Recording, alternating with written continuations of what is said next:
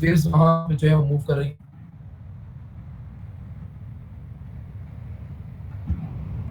वही जल्दी आया करो, जब इतने बजे आ सकती हो तो पहले नहीं आ सकती हो?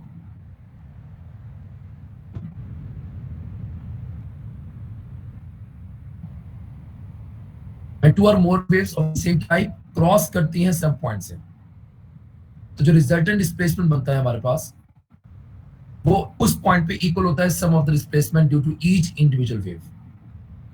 जैसे फॉर एग्जांपल आप देखो, ये पार्टिकल है, अब इसको मैं इनकाउंटर करवा रहा हूं एक सिंगल वेव,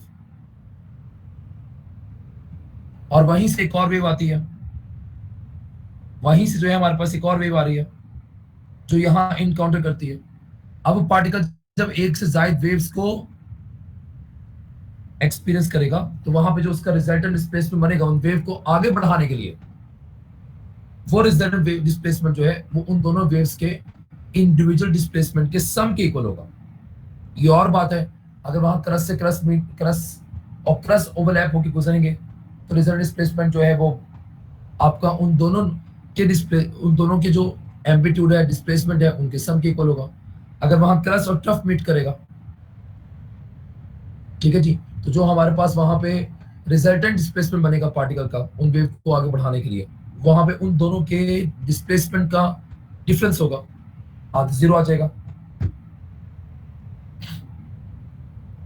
अब याद रखें प्लीज कि जो रिजल्टेंट डिस्प्लेसमेंट बनता है, वो वो वहां पे रिजल्टेंट पार्टिकल का जो डिस्प्लेसमेंट बनता है, उस रिजल्टेंट डिस्प्लेसमेंट से, ये जो रिजल्टेंट डिस्प्लेसमेंट बनता है, इसके साथ एक एसोसिएटेड रिजल्टेंट वेव होती है।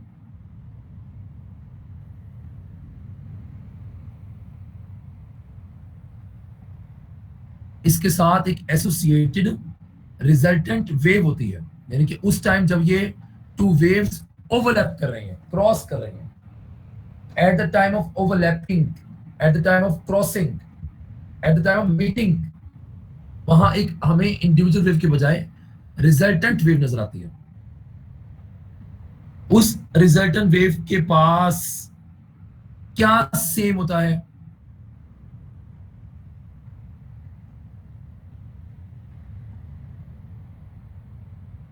उस रिजल्टेंट वेव के पास क्या सेम होता है जी? सेम वी होता है, सेम फ्रीक्वेंसी होती है, सेम लैम्डा होता है। फर्क किसका होता है? एम्पलीट्यूड का।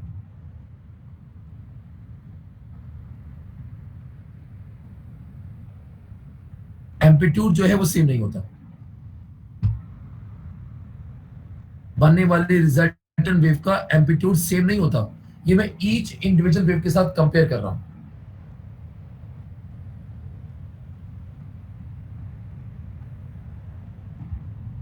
ईच इंडिविजुअल वेव के साथ मैं ये कंपेयर कर रहा हूं, ठीक है। तो जब टू वेव्स मीटिंग करती हैं, ठीक है जी, ट्रेवल करते हुए मीटिंग करती हैं एट सम पॉइंट पे, तो वहां पे जो पार्टिकल होता है जब वो मीटिंग कर रही होती है, वो ऑसिलेट करता है किस एम्पलीट्यूड से, किस डिस्प्लेसमेंट से, वो उन दोनों इंडिविजुअल वेव के डिस्प्लेसमेंट के सम के इक्वल होता है। अब सुपर पोजिशन में टाइप्स हैं जी। अब मीटिंग कैसे कैसे हो सकती है, क्रॉसिंग कैसे कैसे होती है? हो सकता है कि जी एक का क्रस्ट और दूसरे का भी क्रस्ट वहां मीटिंग करें, क्रॉस करें, या एक का क्रस्ट दूसरे का टफ वहां मीटिंग करें, क्रॉस करें।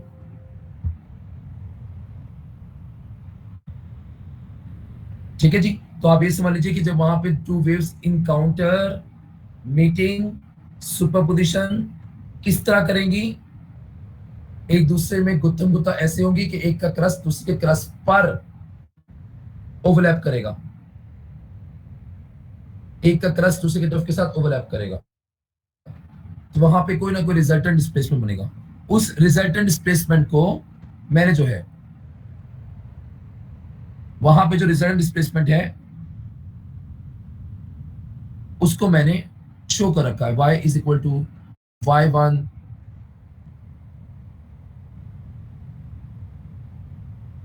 Plus y2 plus y3 up to so on plus yn।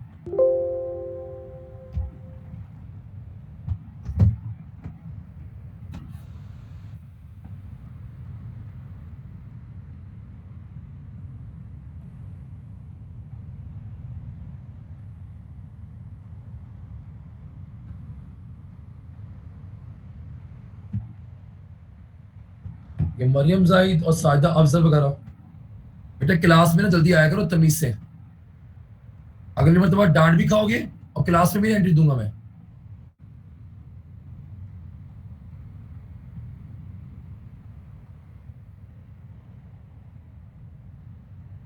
हाँ जी, क्या क्या मैंने आपको इक्वेशन बताई है? सुपरपोजिशन प्रिंसिपल की क्या इक्वेशन है? y is equal to y1 plus y2 plus y3। y1 एक इंडिविजुअल वेव का डिस्प्लेसमेंट है, y2 एक इंडिविजुअल वेव का डिस्प्लेसमेंट है, y3 एक इंडिविजुअल वेव का डिस्प्लेसमेंट है, and up to so on. हाँ, अगर क्रस्ट के साथ एक इंडिविजुअल वेव का डिस्प्लेसमेंट दूसरे इंडिविजुअल वेव के, एक इंडिविजुअल वेव का क्रस्ट दूसरे इंडिविजुअल वेव के टफ के साथ ओवरलैप करता है, तो आप y1 और y2 ऐड करते हुए y2 के साथ साइन लगा दोगे माइनस का। ये अभी हम टाइप्स देखते हैं। अब इनकाउंटर क्रॉसिंग कैसे कैसे हो सकती है, सर ये देखिए मेरे साथ।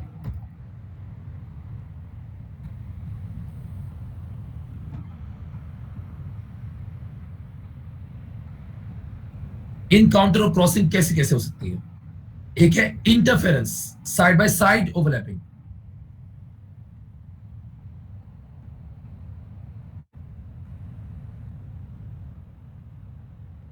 पैरेलल चलते हुए आपस में ओवरलैप कर देना, side by side meeting, crossing, overlapping.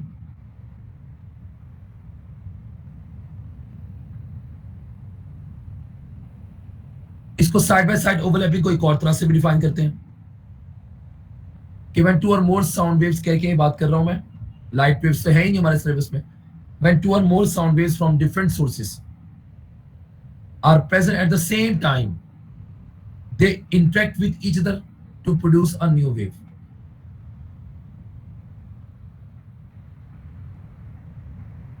हाँ जी, when two or more sound waves from different sources traveling in same medium, उसने अपनी डेफिनेशन में लिख रखी है, when two or more sound waves from different sources traveling in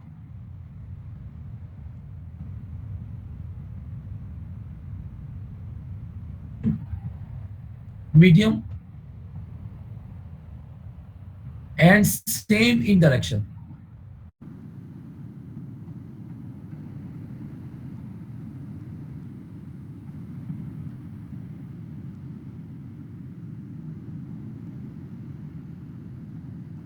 ठीक है जी, traveling in same medium and same in direction, and same in direction। जब ये ओवरलैपिंग करेंगी तो इनसे जो एक रिजर्व वेव बनेगी हम कहेंगे उसमें इंटरफेरेंस हुई है, या सिंपली मैंने एक वर्ड लिखा हुआ है कि जो वेव इंटरेक्शन को हम इंटरफेरेंस बोलते हैं। तो ये तो खैर एक डेफिनेशन हो गई। अब इसमें ना मुझे पॉइंट्स जमा करते जाने हैं। अब पहले जो मैं यहां कर रहा हूं वो टाइप्स के बजाय जो मैं पहले एक आपको बता रहा हूं कि इंटरफेरेंस के लिए क्या कंडीशन है, वो जो डिफरेंट सोर्सेज हैं, आपको इंटरफेरेंस के लिए two different sources, same sources, two different sources, two different sources required है।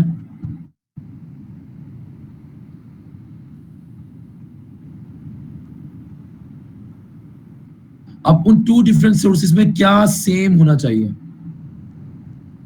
उस टू डिफरेंट सोर्सेज में क्या सेम होना चाहिए? लैम्डा और फ्रीक्वेंसी उनकी सेम होनी चाहिए, और एट अ टाइम लैम्डा और फ्रीक्वेंसी सेम होनी चाहिए, साथ के साथ उनमें फेस डिफरेंस जो आ रहा हो वो या तो जीरो हो या तो क्या हो जी, कांस्टेंट।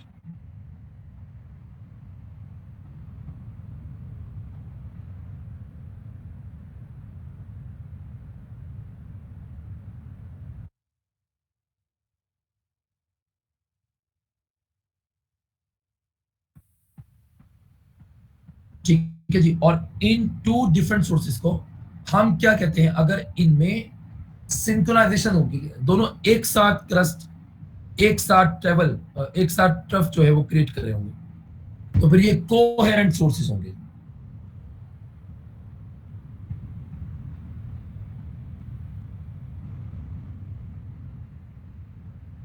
तो ये बात आपको आवाज आ रही है मेरी सही तरह? जी सर, आ रही है। स्क्रीन देख के बताओ, स्क्रीन में नजर आ रही है? जी सर। अदीना आप बताएं, फरियान आप बताओ।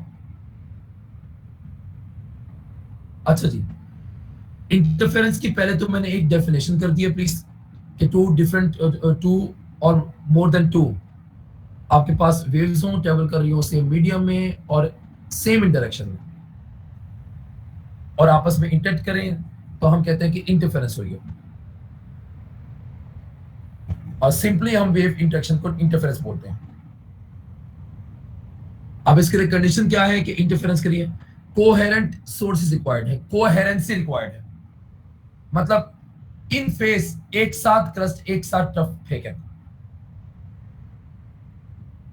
लैम्डा फ्रीक्वेंसी सेम हो, फेस डिफरेंस जीरो हो, या फेस डिफरेंस का आंसर कांस्टेंट आए, यह है कोहेरेंसी की condition.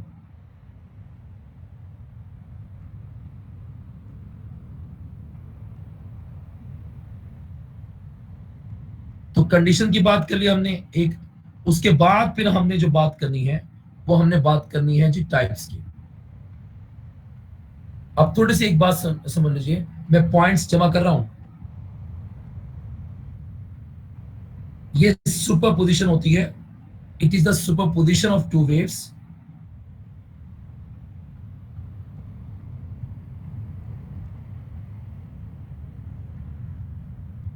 Super position of two waves, ठीक है जी, विथ डिस्टेंस।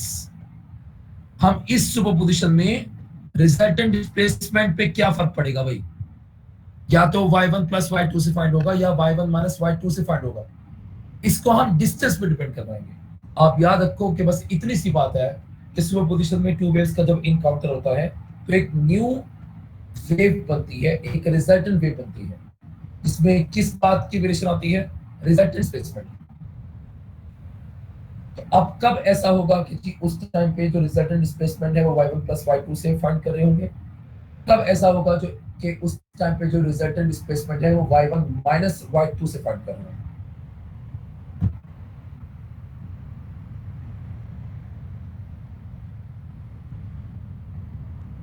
तो ये सुपर पोजिशन होती है टू वेव्स की विद डिस्टेंस, डिस्टेंस पे डिपेंड करके। अब याद रखो सुपर पोजिशन प्रिंसिपल में अगर तो क्रस्ट के साथ क्रस्ट मीट करता है, मीटिंग क्रस्ट के साथ क्रस्ट की हो रही है, तो फिर y इज इक्वल टू कैसे फाइंड करते हैं, y1 प्लस y2 से। आपको कह देगा वो, अगर तो क्रस्ट की ट्रफ के साथ ओवरलैपिंग हो रही है तो वो कह देगा कि y को हम कैसे फाइंड करेंगे, y1 माइनस y2। अच्छा, अब कोहेरेंसी में जरूरी नहीं है कि एम्पलीट्यूड भी सेम हो, एम्पलीट्यूड मे और may not be equal. Amplitude के ऊपर कोई कंडीशन नहीं है, लैम्डा फ्रीक्वेंसी के ऊपर कंडीशन है और फेस डिफरेंस उनके दरमियान में जो है उसके ऊपर कंडीशन है।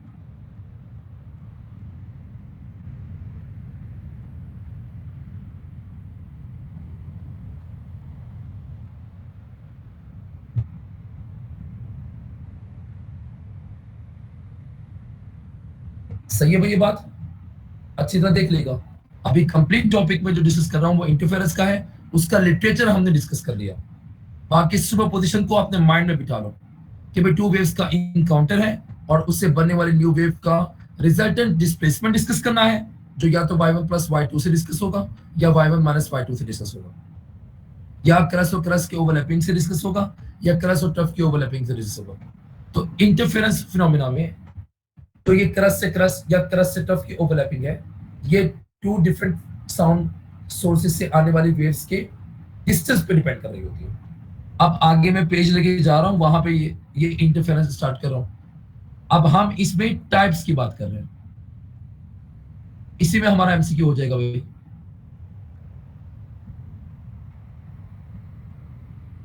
इसी में ही हमारी चीजें आ जाएंगी। अब टाइप्स में हमारे पास जो एक टाइप है वो हमारे पास कौन सी टाइप है जी, कंस्ट्रक्टिव।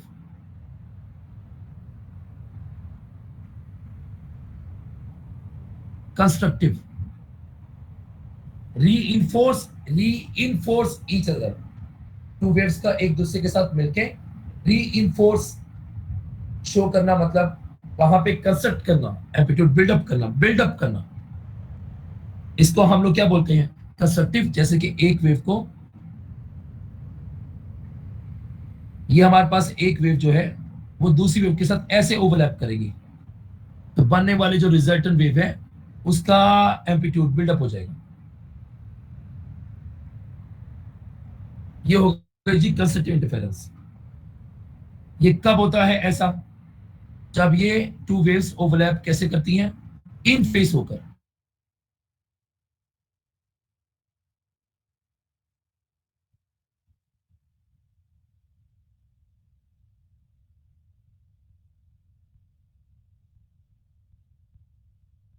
रो हो या 2n पाई हो।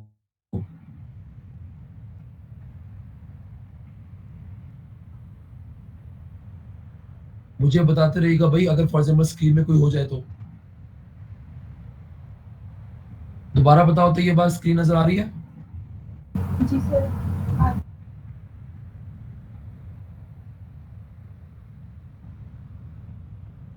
अदीना आप बताएं भाई।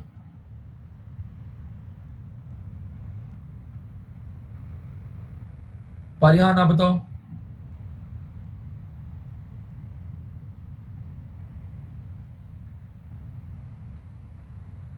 वेव्स का ऐसे ओवरलैप करना कि क्रस्ट के साथ क्रस्ट या टफ के साथ टफ, इसको मीन्स इन फेस होना कहते हैं। ये कब पॉसिबल है, जब दोनों में फेस डिफरेंस या तो जीरो हो या आपके पास 2n पाई हो। और दूसरी बात, ये आ गया फेस डिफरेंस। ये तो मैंने आपको मीन्स इन फेस करके फेस डिफरेंस बता दिया।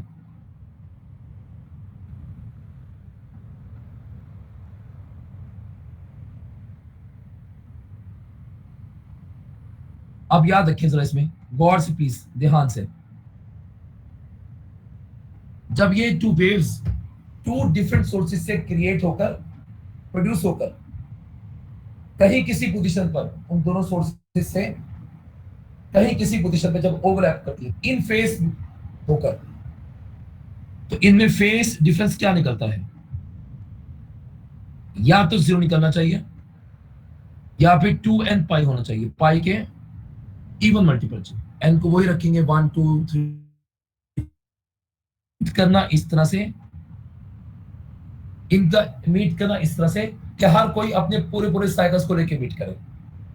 एक दो साइकिल्स के साथ अगर वहां पहुंचे तो एक 3 साइकिल के साथ पहुंचे, ताकि क्रस्ट के साथ क्रस्ट, टफ के साथ टफ ओवरलैपिंग मिले। ये कब पॉसिबल है, जब उनके दोनों के पार्ट डिफरेंस किसके इक्वल है जी, लैम्डा का पूरा पूरा मल्टीपल, लैम्डा का पूरा पूरा मल्टीपल जी।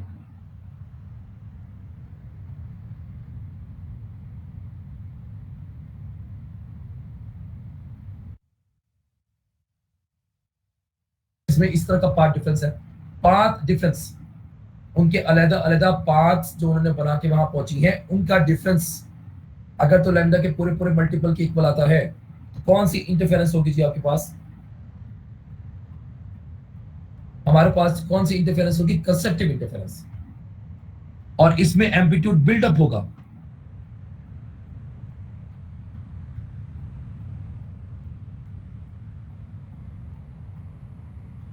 ठीक है जी, इस पर मैक्सिमम एम्पलीट्यूड होगा।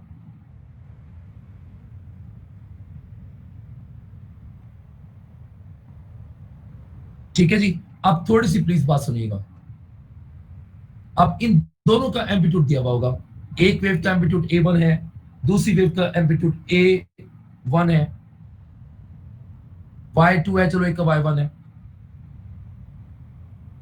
तो Y1 Y हम कैसे निकालेंगे, रिजल्टेंट वेव का हम Y कैसे फाइंड करेंगे। इस केस में Y1 में Y2 क्या कर देंगे जी, ऐड कर देंगे।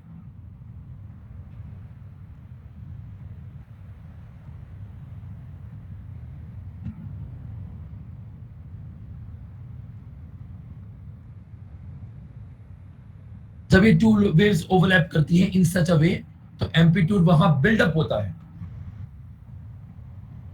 और वो निकालते कैसे हैं, Y1 प्लस Y2 से।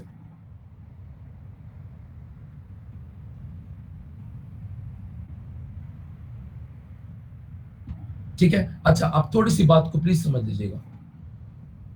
इन दोनों वेव्स ने, ये जो दो वेव्स ओवरलैप कर रही हैं, इनकी हमें इंटेंसिटीज या इनके हमें एम्पलीट्यूड गिवन, एम्पलीट्यूड तो क्या वैसे भी गिवन होते हैं, इंटेंसिटीज भी गिवन होती हैं। अब उस एम्पलीट्यूड से हम मैक्सिमम इंटेंसिटी जो बनेगी वो कैसे फाइंड कर सकते हैं? एम्पलीट्यूड की बात हो रही है, इसका फॉर्मूला हमारे पास क्या है? इंटेंसिटी लिखा है। लाइट के केस में इंटेंसिटी होती है, चलो, और साउंड के केस में लाउडनेस होगी, बोलेंगे इंटेंसिटी ही उसको। ये ऐसे तरीका है, ये ऐसे फॉर्मूला है एक।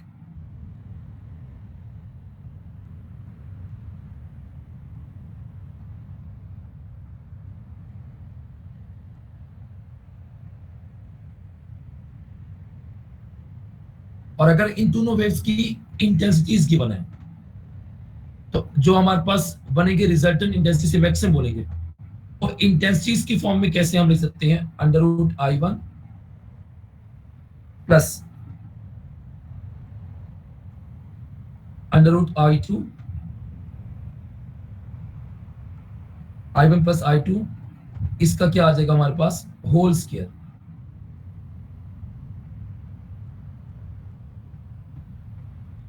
ये मैक्सिमम इंटेंसिटी निकालने का फॉर्मूला है प्लीज।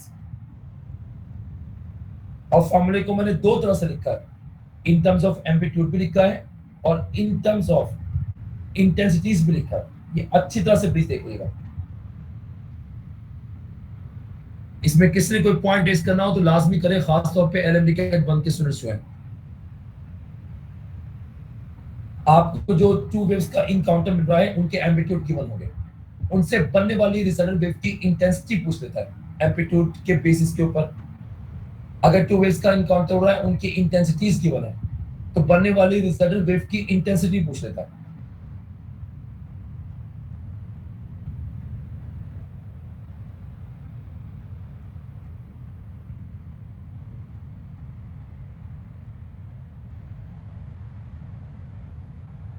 सही है। तो याद रखें कि इस टाइप पे सुपरपोजिशन कौन सी वाली हो रही है? Constructive, destructive.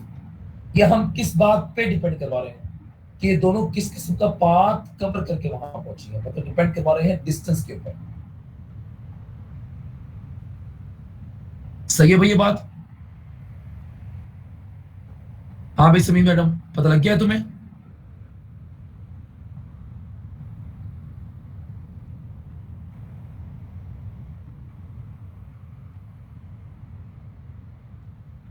इसी तरह अगर हमारे पास कौन सी इंटरफेरेंस हो रही है?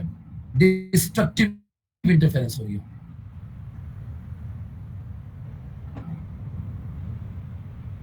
ठीक है जी। वेव्स इंफ्लेक्शन इन सच अ वे, क्रस्ट के साथ टफ, या क्रस्ट टफ के साथ कौन ओवरलैप कर रहा है? क्रस्ट ओवरलैप कर रहा है। अब वो पॉइंट्स जहां पे ये टू वेव्स इस तरह से पास करेंगी, क्रॉस करेंगी, मीटिंग करेंगी कि क्रस्ट के साथ क्रस्ट ओवरलैप करेगा, वो पॉइंट्स एंटी नोडल पॉइंट्स कहलाते हैं। इनसे जो पॉइंट्स मिलेंगे स्पेस में, इनसे बनने वाले जो पॉइंट्स मिलेंगे, उनको एंटी नोडल पॉइंट्स बोलेंगे। एंटी नोडल पॉइंट्स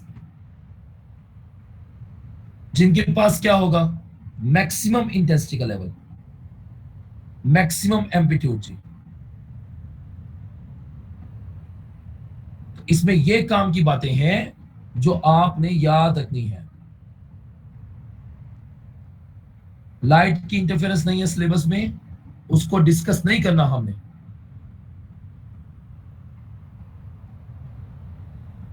अब मैक्सिमम एम्पलीट्यूड किसका हो जाता है? बात हो रही है रिजल्टेंट वेव की।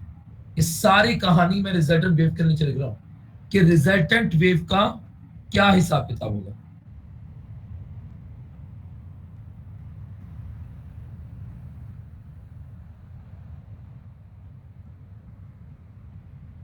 रिजल्टेंट वेव के लिए क्या क्या चीजें बनेंगी?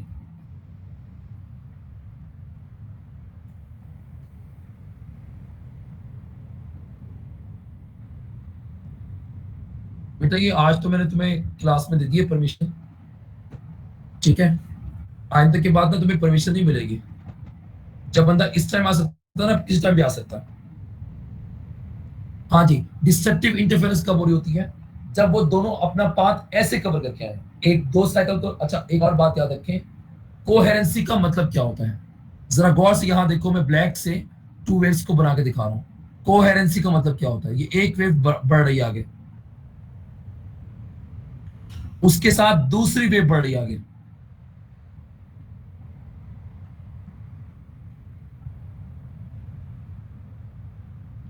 उसके साथ दूसरी वेव बढ़ रही है आगे।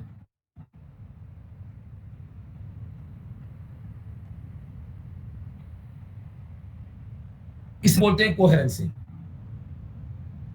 तो जब एक वेव दो साइकिल लेके पहुंच रही है और दूसरी वेव 2.5 साइकिल लेके पहुंच रही है, तो कंफर्म बात है करस के साथ ट्रफ ओवरलैप करता हुआ नजर आएगा। जब इस तरह का इफेक्टिव पार्ट डिफरेंस होगा, तो आपको री इन्फोर्समेंट नहीं मिलेगी, वहां पे डिस्ट्रक्शन मिलेगा आपको। दोनों एक दूसरे के एम्पलीट्यूड को तबाह कर देंगे, डिस्ट्रक्शन, डिस्ट्रक्टिव इंटरफेरेंस बनेगा। तो इस केस में किस तरह की ओवरलैपिंग होगी हमारे पास? ये इस तरह से ओवरलैपिंग होगी, एक का क्रस्ट आ रहा होगा, दूसरे का क्या आ रहा होगा? ट्रफ। तो जो बनने वाली हमारे पास रिजल्टेंट वेव होगी, देखिए मेरी बात सुने, मैंने तो इस टाइम पे दोनों का एम्पलीट्यूड डिफरेंट लिया, दोनों का एम्पलीट्यूड डिफरेंट लिया, लेकिन जब पढ़ा रहे होते हैं, समझा रहे होते हैं, तो दोनों का एम्पलीट्यूड सेम रहते हैं। तो बनने वाली रिजल्टेंट वेव का कोई एम्पलीट्यूड नहीं होता।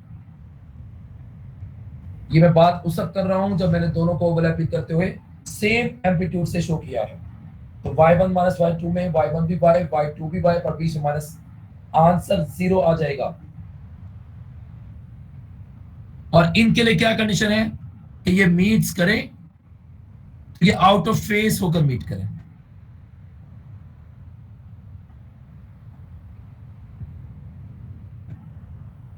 आउट ऑफ फेस होकर मीट करेंगे।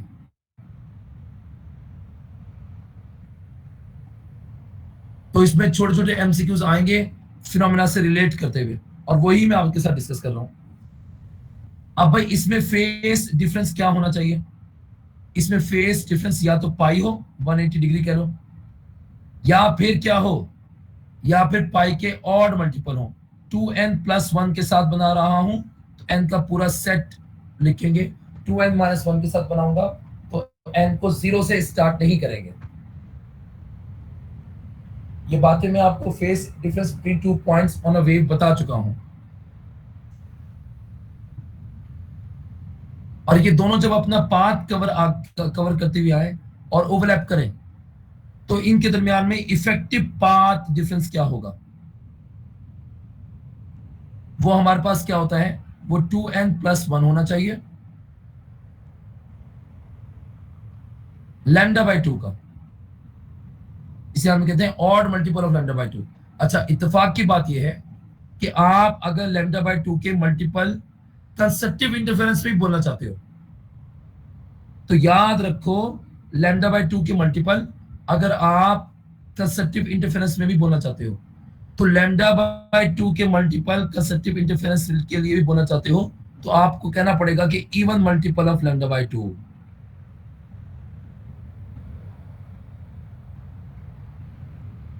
हाँ जी समीर मैडम, क्या बोला है मैंने?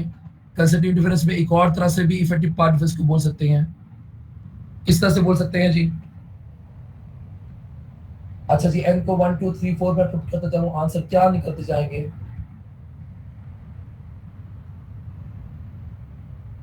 n को इवन, n को पूरा पूरा सेट 1 2 3 4 रखते जाऊं तो लैम्डा क्या निकलता जाएगा? सीरीज बताओ, उसकी सीक्वेंस बताओ मुझे। लैम्डा, 2 लैम्डा, 3 लैम्डा, 4 लैम्डा, ऐसे बोल दो ना। हाँ जी, सारे के सारे याद रखिए, वो लैम्डा का मल्टीपल ही हो गया पूरा पूरा। तो या तो आप बोल लो n लैम्डा, या आप बोल दो इवन मल्टीपल ऑफ λ/2। इसका माइक ओपन है ये।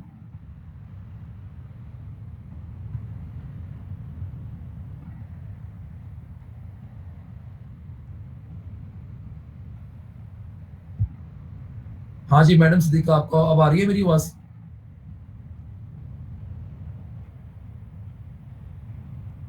तमकीन तमकीन इकबाल, जी सर आ रही है। ईशा नूर, जी सर आ रही है। हमना नईम, जी सर आ रही है। अबीर मैडम, जी सर।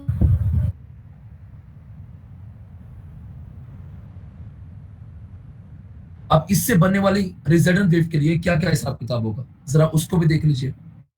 इससे जो बनेगी रिजल्टेंट वेव,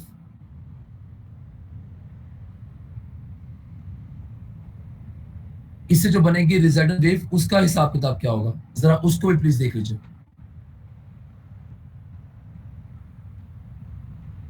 ठीक है जी, अगर उसका आपने, पहली बात तो है कि जो उसका एम्पलीट्यूड है वो 0 भी हो सकता है और मिनिमम भी हो सकता है।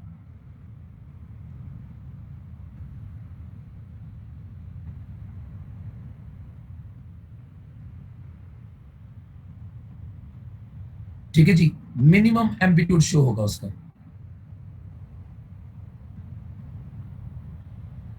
अब y कैसे निकालेंगे उसका, y निकालेंगे उसका y1 माइनस y2 करके। और अगर मुझे उस रिजल्टेंट वेव की इंटेंसिटी का लेवल निकालना है जो कि मिनिमम होगा, उसके लिए फॉर्मूला बनेगा a1 माइनस a2। अच्छा देखो, एक बात का ख्याल रहे, ये a1 a2 में एम्पलीट्यूड यहां पे कह रहा हूं, ऊपर भी y1 y2 एम्पलीट्यूड ही है, क्योंकि a1 या y1 अलग नहीं है, ये एक ही चीज है।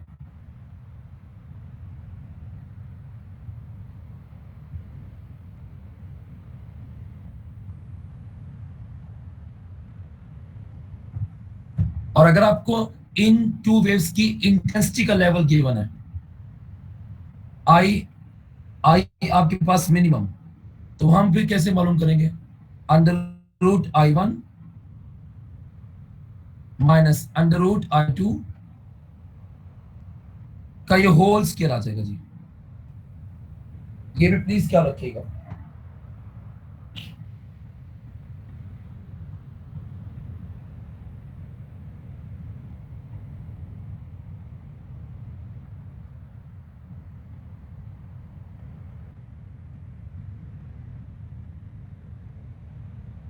और इनसे जो पॉइंट्स बनते हैं उनको हम नोडल पॉइंट्स बोलते हैं।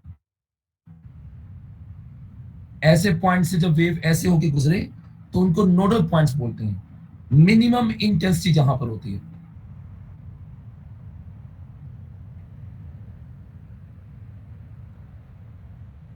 एफएससी की बुक में बिल्कुल कोई भी इसका जिक्र नहीं है, ये देखिए आप ये समझ लो, लेकिन जो ए लेवल्स की बुक है उनमें उनके एक्सरसाइज में काफी चीजें दी हुई होती हैं।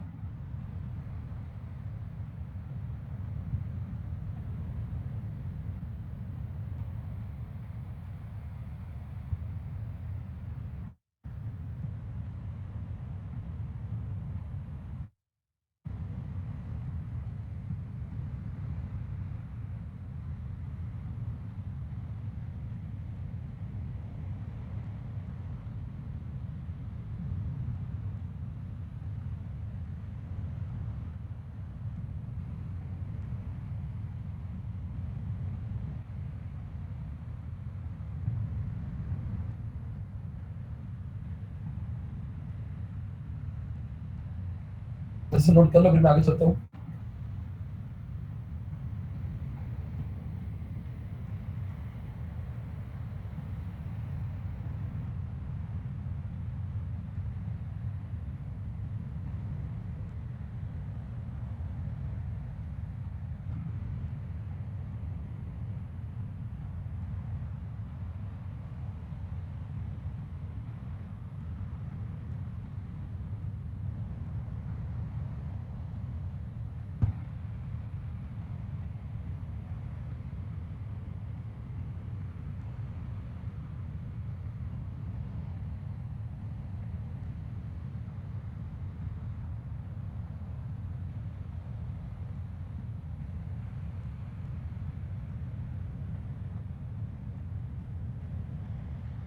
ठीक है भाई, ये बात यहां से अच्छी तरह देख लो प्लीज।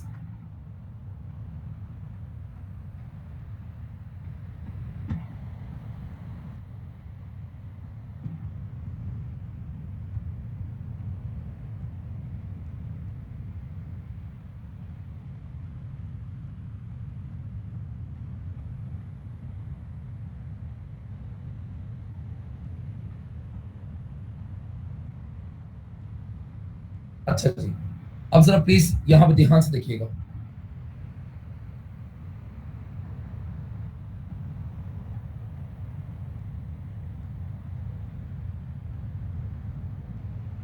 अब यहाँ पे मैं एक बात ऐड करवा रहा हूँ आगे, ठीक है।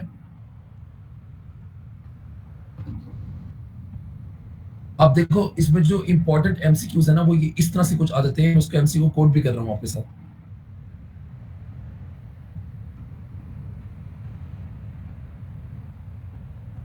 अब इसमें जो इस इंटरफेरेंस से रिलेटेड एक एमसीक्यू आया हुआ है, जरा उसको प्लीज देख लीजिएगा।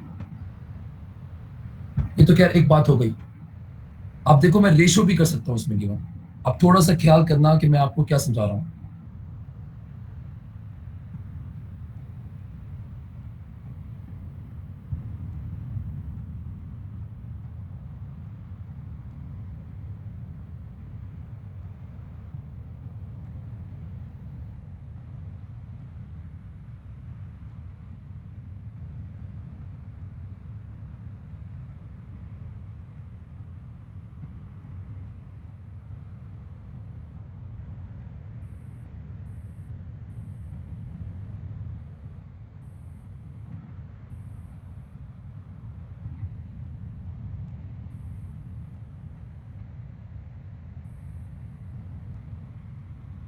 अच्छा जी, अब देखिएगा आगे मैं एक बात आपको लिखवा रहा हूँ, जरा गौर से मेरे साथ देखिएगा। ये नोट हो गया तो मैं इसको हटा रहा हूँ।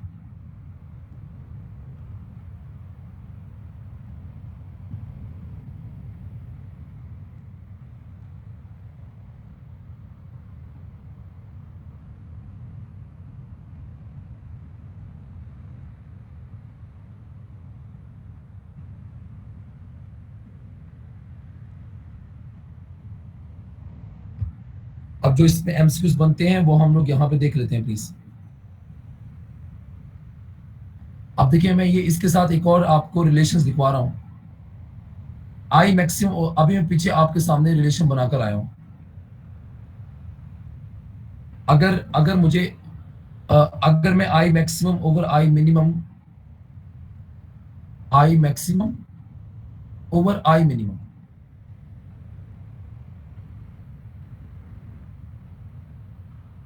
Is equal to I maximum over I minimum is equal to क्या आएगा जी? ए वन प्लस एम्पलीट्यूड की बात हो रही है, A one plus A two का whole square divide by A one minus A two का होल स्क्वायर। ठीक है। अच्छा अब प्लीज ध्यान से देखना, ऊपर प्लस आ गया, नीचे माइनस आ गया। अब ध्यान से देखो, अंदर में ए टू कॉमन निकाल रहा हूं।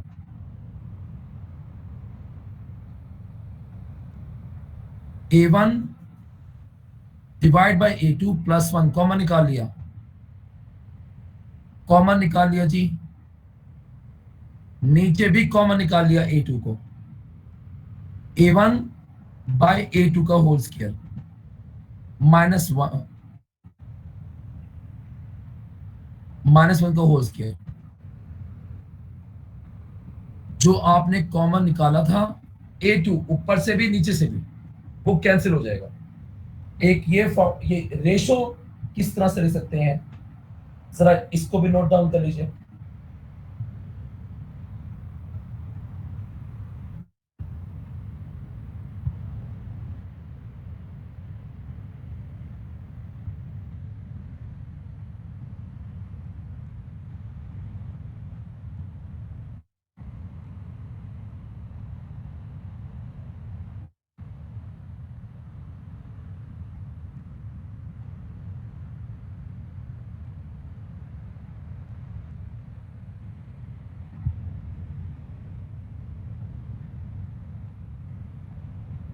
ठीक है।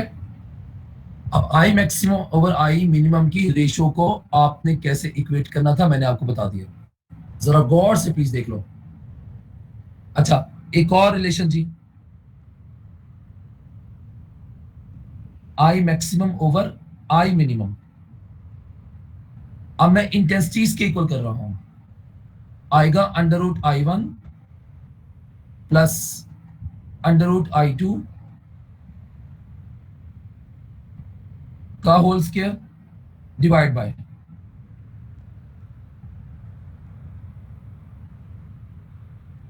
अंडर रूट I1 और माइनस अंडर रूट I2 का होल स्क्वायर। अब फिर दोबारा से I1 उस इंडिविजुअल वेव में इंटेंसिटी है, I2 उस अदर इंडिविजुअल वेव में इंटेंसिटी है। फिर दोबारा से मैं अंडर रूट I2 कॉमन निकाल रहा हूं, तो ऊपर क्या बचेगा, under root I1 by I2 intensities का रेशो,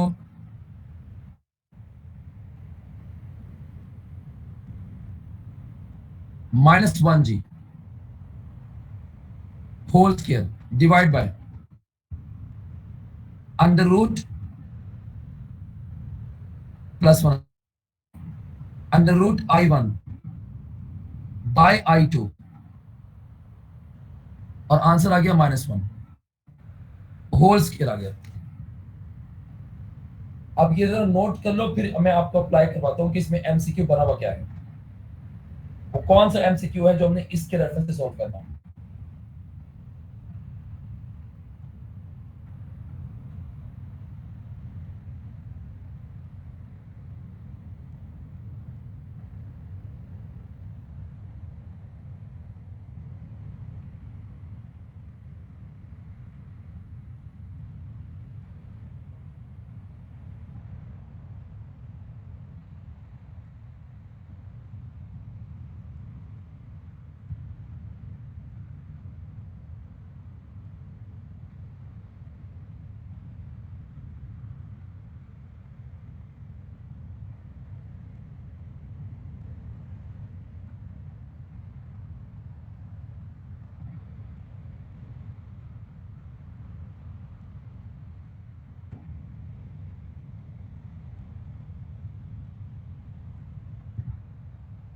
हाँ भी हो गया नोट किए। अब इसमें जरा 1 मिनट गौर से देखिए, मैंने आपको ये किसके दरमियान नोट करवाया है, मैंने आई मैक्सिमम और आई मिनिमम की रेशो निकालनी है, मुझे एम्पलीट्यूड की रेशो की बना, मुझे आई मैक्सिमम और आई मिनिमम की रेशो निकालनी है, मुझे इंटेंसिटीज की रेशो की बना। हाँ जी सिद्धिका मैडम रिपीट करें जरा इसे। आई मैक्सिमम आई मिनिमम की रेशो निकालनी है तो एम्पलीट्यूड गिवन है, और आई मैक्सिमम आई मिनिमम निकालना है तो इंटेंसिटीज की रेशो गिवन है। सर के आई मैक्सिमम और आई मिनिमम की रेशो निकालनी है, एम्पलीट्यूड की रेशो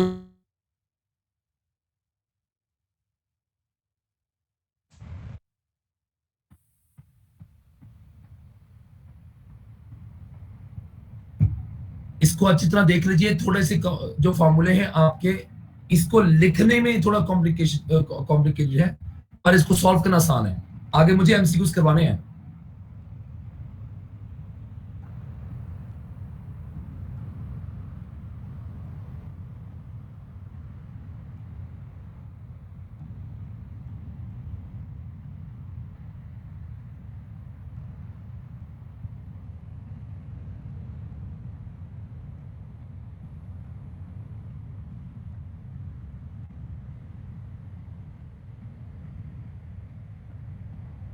हाँ जी आगे मैं इसका एक एमसीक्यू लिखवा रहा हूँ, जरा मेरे साथ गौर से देखो।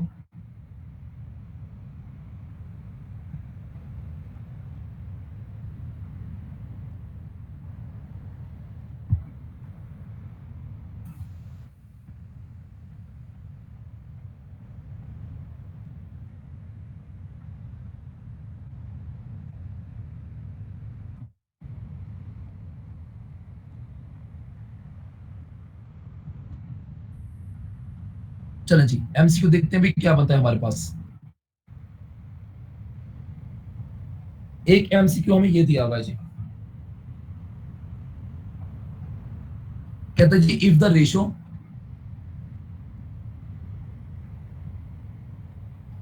Ratio of amplitude of two wave, MCQ note कर लो साइड पे करके। If ratio of amplitude of two wave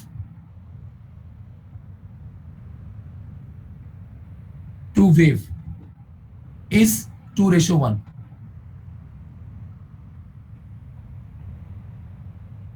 ठीक है, then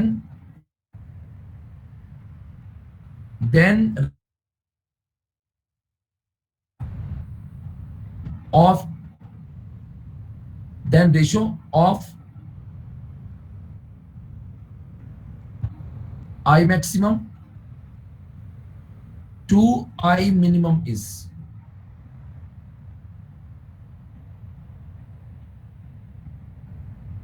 अब आपको गिवन है A1 रेशो A2, ऐसे एक एमसीक्यू दिया हुआ है, अच्छी तरह से देख लो। गिवन क्या है आपको? A1 रेशो A2 ये गिवन है 2:1। निकालना I मैक्सिमम 2,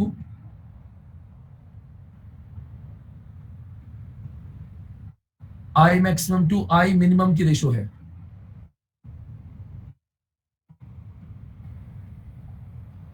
तो क्या फॉर्मूला बनाया था अभी हमने आपके सामने? I maximum over I minimum. अगर रेशो गिवन है तो कैसे लिखोगे? A1 ओवर A2 प्लस 1 का whole square, A1 over A2 minus 1 का होल स्क्वायर। हाँ जी, रेशो पुट कर दें, 2/1 प्लस 1 का होल स्क्वायर, 2/1 माइनस 1 का होल स्क्वायर। ये सीधा सीधा 3 आ जाएगा, 3 + 1, ये आ जाएगा 2 - 1 होल स्क्वायर जी, सॉरी 2 + 1, तो ये आ गया 3/1 का होल स्क्वायर। आंसर आ जाएगा 9:1 जी।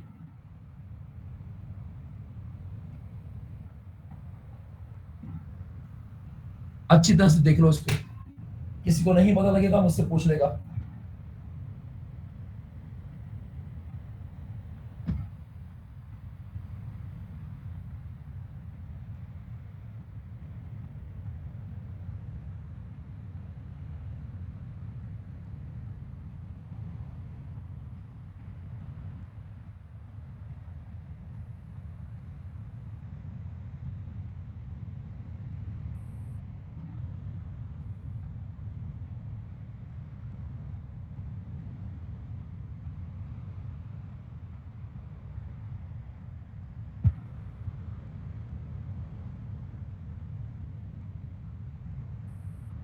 अगर किसी को आपको एम्पलीट्यूड की रेशियो गिवन थी, आपने I maximum to I minimum की रेशियो फाइंड करनी थी।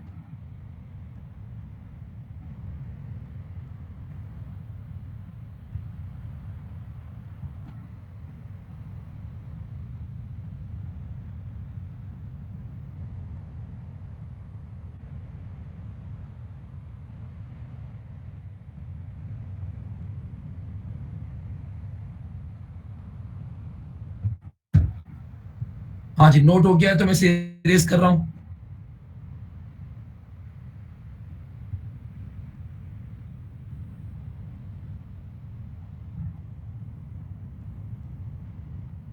हाँ जी, इसी तरह से देखिए, एक और एमसीक्यू है हमारे पास। एक और एमसीक्यू देखिए, अब यहां पे एम्पलीट्यूड की रेशियो देने के बजाय आपको इंटेंसिटीज की रेशियो दे रहा है कि 2 वेव्स हैं,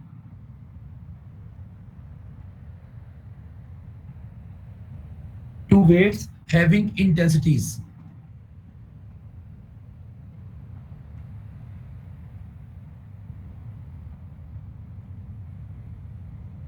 ठीक है जी, 2 waves having intensities in the ratio 9:4 ji.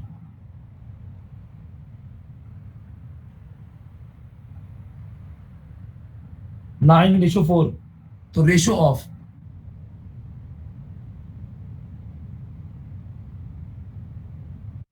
Between I max and I minimum.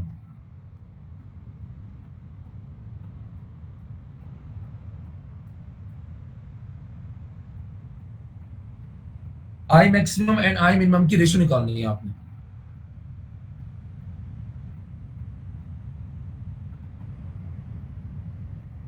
I maximum over I minimum की जो रेशियो निकालेंगे, अब क्या गिवन है आपको, इंटेंसिटीज का रेशियो।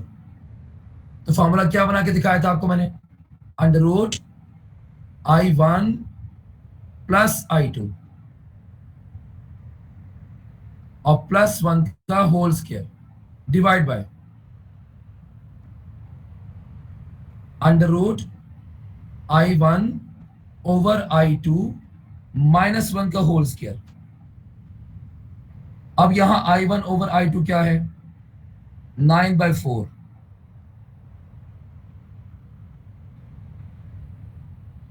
प्लस 1 का होल स्क्वायर। इधर क्या है जी, 9/4 माइनस 1 का होल स्क्वायर।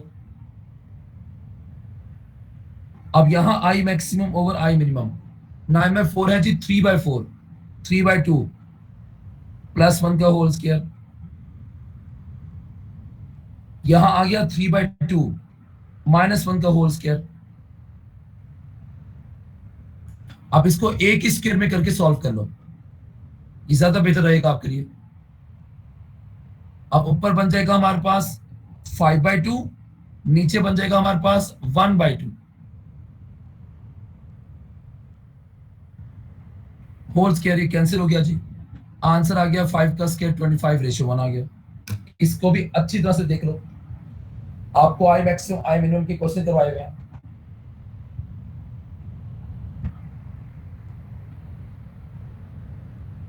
असल में आपको इंटेंसिटीज की रेशियो पुट करनी थी। अच्छा, इत्तेफाक की बात है, अगर under root I1 minus under root I2 का होल स्क्वायर करके सॉल्व किया जाए तब भी आंसर ये आ जाता है, लेकिन वो एक तुक्का है सिर्फ।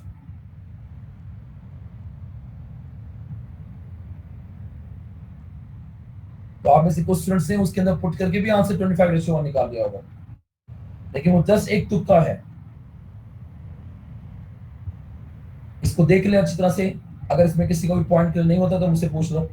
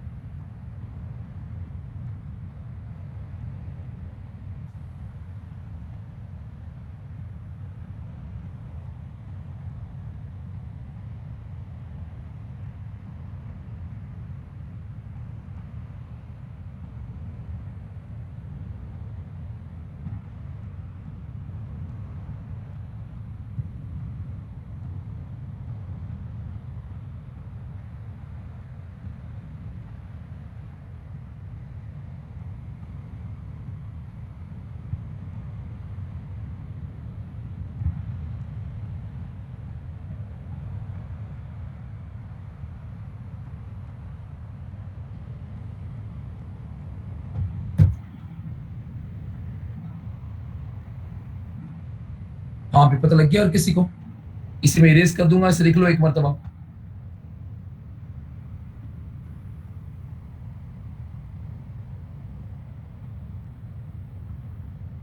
चले जी, एक और एमसीक्यू करते हैं जी कि कैसे आपके पास एमसीक्यू आएगा। इसको भी देखो, कहते जी superposition take place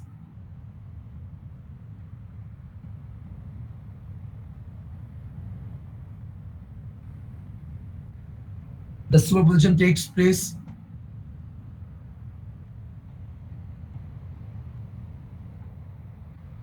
between two waves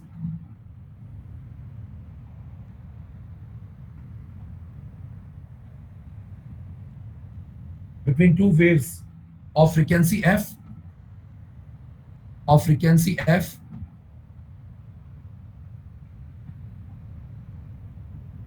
and amplitude a। दोनों की फ्रीक्वेंसी सेम है और दोनों का एम्पलीट्यूड भी सेम है a।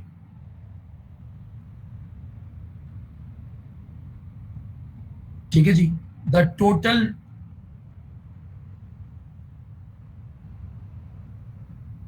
मैक्सिमम इंटेंसिटी इज, उनके सुपरपोजिशन से जो भी वहां पे इंटेंसिटी का लेवल बनेगा उसमें टोटल आपके पास मैक्सिमम इंटेंसिटी क्या होगी। ऑप्शन ए दिया हुआ है स्मॉल ए, ऑप्शन बी दिया हुआ है 2a², ऑप्शन सी दिया हुआ है 4a,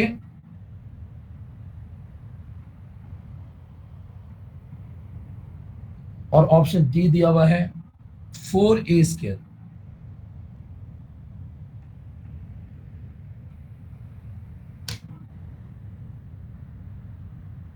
हाँ जी समीर मैडम, फार्मूला बताओ मुझे मैक्सिमम इंटेंसिटी का, अगर दोनों वेव्स का एम्पलीट्यूड की वाला।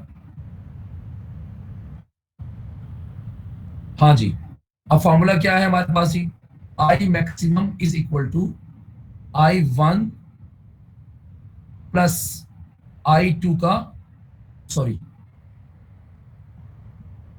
A1 प्लस A2 का होल स्क्वायर। तो यहां पे आ गया A प्लस A का होल स्क्वायर, ये आ गया 2A का होल स्क्वायर, आंसर आ जाएगा जी 4a²। ऑप्शन क्या आ गया डेल्टा। इसको देख लीजिए अच्छी तरह से,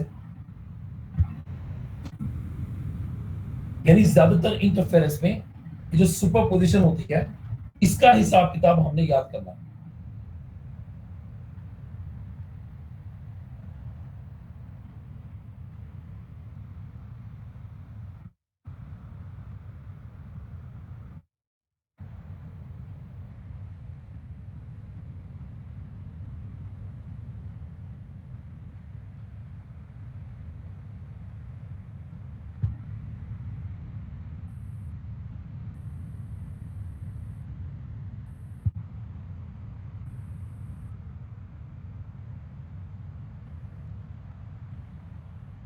हाँ जी, पता लग गया किसी को ये कि भाई इसमें एमसीक्यूज वगैरह कैसे आ सकते हैं।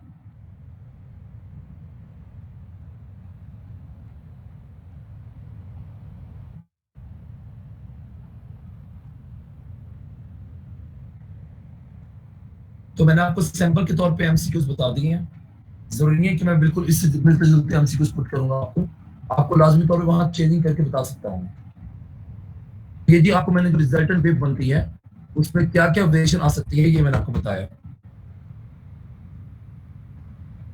इसमें किसी ने मुझसे कोई बात पूछती है तो प्लीज पूछो।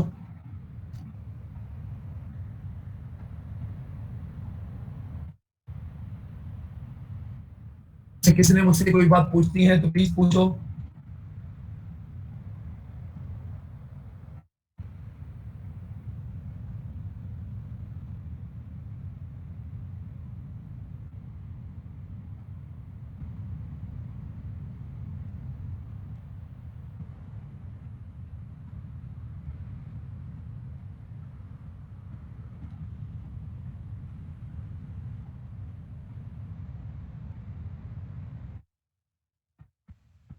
अब जरा बुक पे मेरे साथ आ जाइए। बुक पे ये एक आपको न्यूमेरिकल दिया हुआ है, इसको बस आपने कर लेना है, इसकी स्टेटमेंट बड़ी सारी है। न्यूमेरिकल नंबर 8.2 है हमारे पास।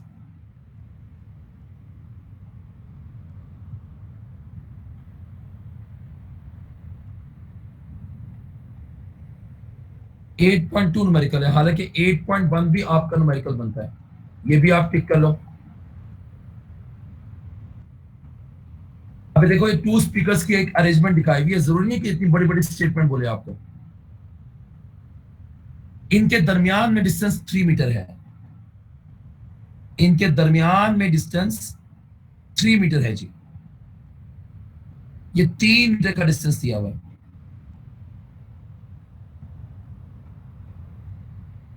और ये इमिट करते हैं दोनों एक ही तरह की फ्रीक्वेंसी का टोन, जिसकी फ्रीक्वेंसी दी हुई है 344 हर्ट्ज। माइक्रोफोन फी को हम मूव करवाते हैं इनके सामने एक लाइन के अलोंग, माइक्रोफोन इसे फेड किया हुआ है सीआरओ में। अभी माइक्रोफोन जो डिटेक्ट करेगा वो क्या होगी, एक रिजल्टेंट वेव। अगर तो उस बनने वाली वो रिजर्व वेव बनी है करस के साथ ओवरलैपिंग करने से, तो सीआरओ पे एक डिस्प्ले होगा लार्ज एम्पलीट्यूड की वेव का। अगर माइक्रोफोन ऐसी पोजीशन पे है कि वहां पे दोनों वेव्स पहुंची हैं इन स्पीकर से इस तरह, एक का क्रस एक के तरफ पे मीट कर रहा है, तो बनने वाली रिजर्व वेव का एम्पलीट्यूड 0 होगा, मिनिमम होगा, तो डिस्प्ले नहीं आएगा सीआरओ के ऊपर। कहता है it is found that tone of maximum loudness, मैं वहां पे इसको इंटेंसिटी बोल रहा था, बात एक ही है। Found that tone of maximum loudness heard and displayed होती है सीआरओ पे। तो माइक्रोफोन को हम सेंटर ऑफ द लाइन पे लेकर आते हैं, यानी कि इस ओ पोजीशन पे ले आए। अभी बिल्कुल मिड पॉइंट है। अब जरा गौर से मेरी बात सुन लीजिए, जो फिगर के हिसाब से बात है। अब ये वो दो स्पीकर हैं जो असल में कोहेरेंट है, क्योंकि इनको सेम वाइब्रेटिंग सोर्स से बजाया जा रहा है, सेम सोर्स से वाइब्रेट करवाया जा रहा है। तो अब इधर से भी एक वेव पहुंची जी, S1 से भी एक वेव पहुंची, ठीक है जी। तो कहते हैं कि maximum loudness heard and displayed on the CRO when microphone is on the centre of the line and directly opposite each speaker से। यानी आप ये समझ लो कि इस वक्त आपने माइक्रोफोन को कहां पहुंचाया है, बिल्कुल एक स्पीकर के सामने। तो एक लाइन मिलती है। अब ये एक पोजीशन है आपके पास, ये एक पोजीशन है, इसके आगे ये एक पोजीशन होगी। अब S1 से पहुंचेगी,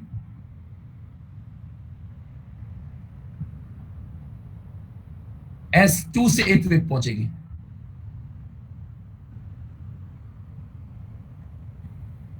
सही है। ये वेव ऐसे ट्रेवल करती हुई यहां पहुंचेगी, इधर से ट्रेवल करती हुई यहां पहुंचेगी। तो पांच डिफरेंस क्या बनेगा भाई, S डेल्टा S हम बोलेंगे वो बनेगा S1P वेव 1 का पाथ में से वेव 2 का पाथ माइनस कर देंगे। ये सेंटर पॉइंट है, इससे इधर हमेशा 0 लैम्डा बनेगा, ऊपर 1 लैम्डा बनेगा, फिर इस तरह नीचे भी आपके पास -1 लैम्डा, इस तरह करके। तो ये बनेगा फर्स्ट आपके पास, यहां भी आपके पास फर्स्ट कंस्ट्रक्टिव डिफरेंस होगी। तो 0 के बाद लैम्डा, बीच में λ/2 पे डिस्ट्रक्टिव, लैम्डा पे कंस्ट्रक्टिव, फिर 3 λ/2 पे डिस्ट्रक्टिव, फिर 2 लैम्डा पे कंस्ट्रक्टिव। तो ये आपको लैम्डा मिला हुआ है जी। अब ये पूरी लाइन 4 मीटर की है, ये 3 मीटर की है, ये आप निकाल लोगे, पैथागोरस से 5 मीटर आ जाएगा, यहाँ 5 पुट करोगे, यहाँ 4 पुट करोगे, लैम्डा आ जाएगा। तो delta S is equal to हमारे पास lambda is equal to 1 metre आ जाएगा। बस फ्रीक्वेंसी निकालनी थी, स्पीड निकालनी थी, sorry. V is equal to F lambda, तो वहां पे रिजोनेंट वेव की जो फ्रीक्वेंसी है वो 344 होगी, सेम होगी। लैम्डा 1 मीटर है, आंसर 344 मीटर पर सेकंड आ गया। ये मैंने बस आपको रवानी में बता दिया।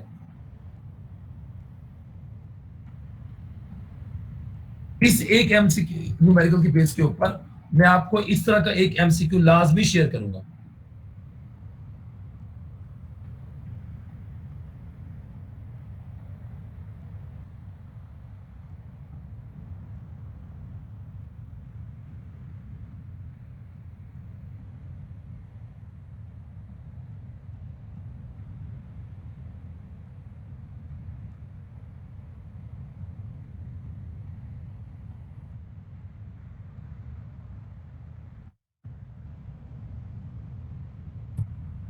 सही है भाई ये बात। ये जो आपके पास एक फिर वही बात है, ये बुक में एक डायग्राम दी गई है, उसको भी एक नजर आपने देखना है, सिर्फ डायग्राम को। इसमें डायग्राम के रेफरेंस से कोई अगर एमसीक्यू आ गया तो वो आपको पता होना चाहिए।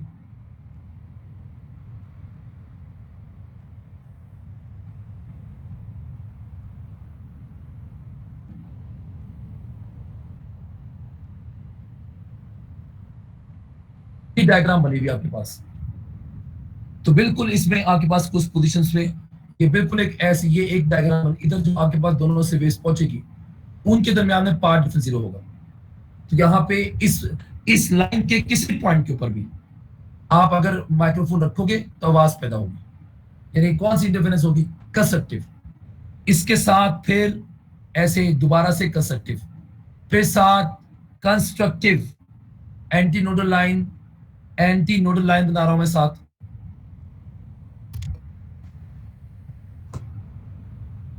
एंटी नोडल लाइन है ये सारी की सारी, और इनके दरमियान में कौन सी लाइन होगी? नोडल लाइन होगी, नोडल लाइन। ये है नोडल लाइन। इस पर किसी पॉइंट को भी कंसीडर कर लो, आपको डिस्ट्रक्टिव इंटरफेरेंस बनेगी। माइक्रोफोन रखोगे, आपके पास कोई सीआरओ पे डिस्प्ले नहीं होगा। ये मैंने एफएससी की तर्ज का पढ़ा दिया है। अब यहां 0 होगा, यहां लैम्डा होगा, यहां 2 लैम्डा होगा, इधर माइनस लैम्डा होगा, इधर -2 लैम्डा होगा। ऐसे आपके पास एक सीरीज बन रही है। एक एमसीक्यू कुछ इस तरह का भी आ सकता है कि for which of the following constructive interference occur, for which of the following destructive interference occur. और आपको जो इफेक्टिव पार्ट डिफरेंस की सीरीज बताई है, lambda 2 lambda 3 lambda, lambda by 2 3 lambda by 2, इस तरह से आपको पता होना चाहिए वहां पर। तो ये मैंने काफी ब्रीफ कर दिया है। इसमें जो भी एक्स्ट्रा कंटेंट्स में चीजें ऐड होती थी मैंने कर दी है इसके अंदर।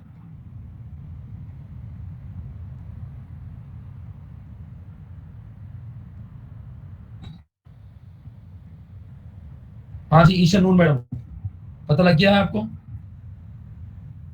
जी सर।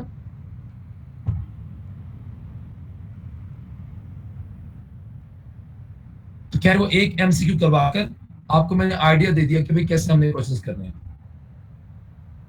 इंटरफेरेंस के टॉपिक में चीजें कैसे कैसे आ सकती हैं आपको बता दिया मैंने।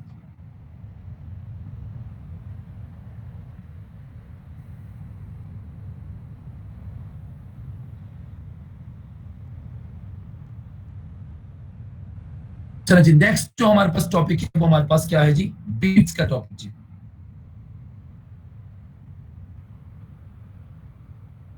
नेक्स्ट हमारे पास बीट्स है। इसमें ब्लू के साथ लिखूंगा तो शेयर करेगा प्लीज।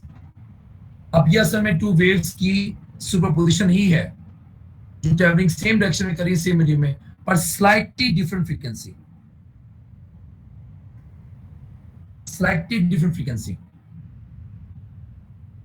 तो ये जो बीट्स, अब जब इस तरह की 2 वेव्स सुपरपोजिशन करें कि उनकी स्लाइटली डिफरेंट फ्रीक्वेंसी है, तो आप ये समझ लो प्लीज कि सुपरपोजिशन क्रस्ट बिल्कुल क्रस्ट के साथ ओवरलैप करेगा, सुपरपोजिशन क्रस्ट बिल्कुल टफ के साथ ओवरलैप करेगा।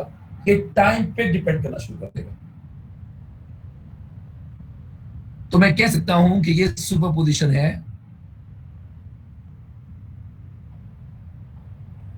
ये कह सकते हैं कि ये सुपरपोजिशन है 2 वेव्स की, 2 वेव्स की विद टाइम, विद टाइम।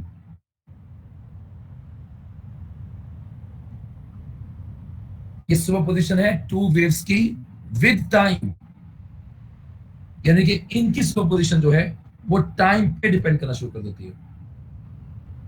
मैंने क्या कहा? कौन सी सुपरपोजिशन? क्रस्ट क्रस्ट के साथ ओवरलैप करें, क्रस्ट टफ के साथ पूरा पूरा ओवरलैप करें। तो यहां पे मैंने आपको वेव 1 दिखाई हुई है और साथ आपको मैंने वेव 2 दिखाई हुई है,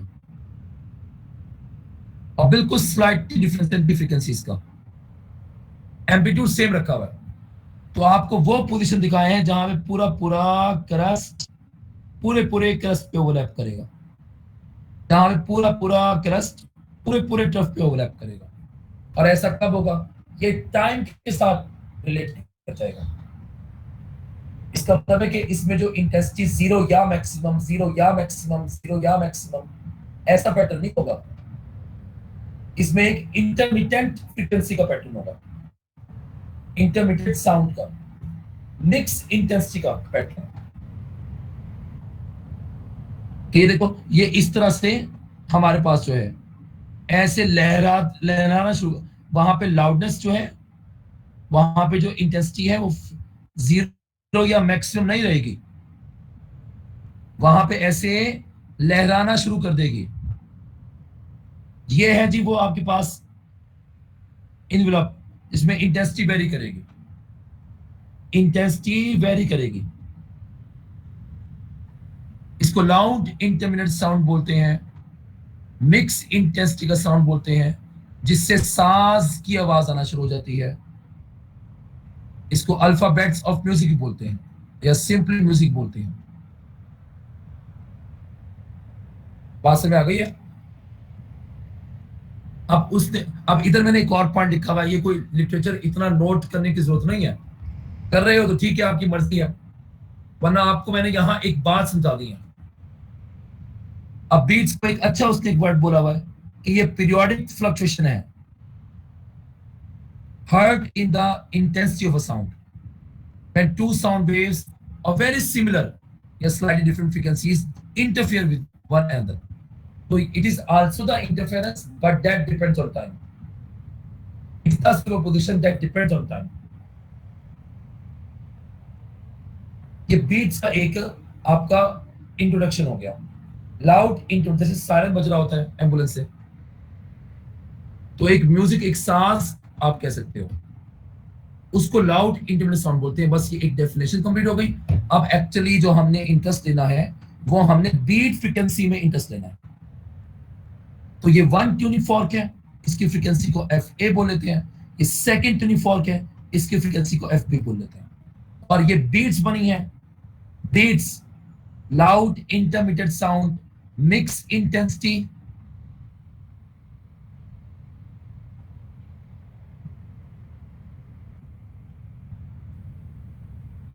पूरा जो एक इनवेलप है ये बीट है, बीट है।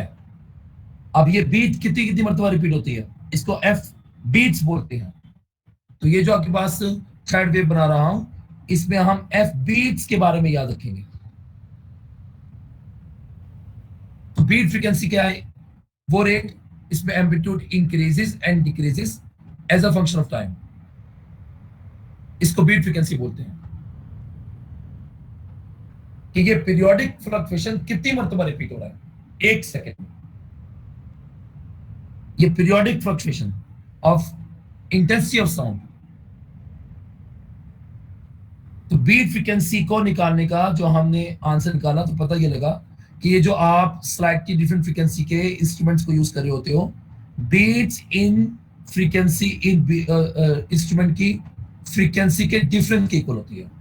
तो जो इस tuning fork A tuning fork B में फ्रीक्वेंसी का डिफरेंस होगा, उतनी ही नंबर ऑफ बीट्स पैदा होंगी। ये पीरियोडिक फ्लक्चुएशन।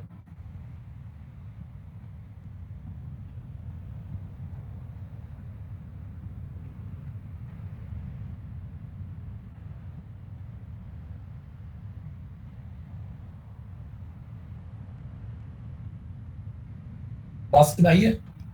तो ये एफ बीट्स का हमारे पास फार्मूला बन गया। अच्छी तरह देख लो प्लीज। अब मैं नेक्स्ट पेज पे जा रहा हूं, एक दफा देख लीजिए, मुझे नेक्स्ट पेज पे जाना है। मैंने एफ बीट्स का फार्मूला बनाया है।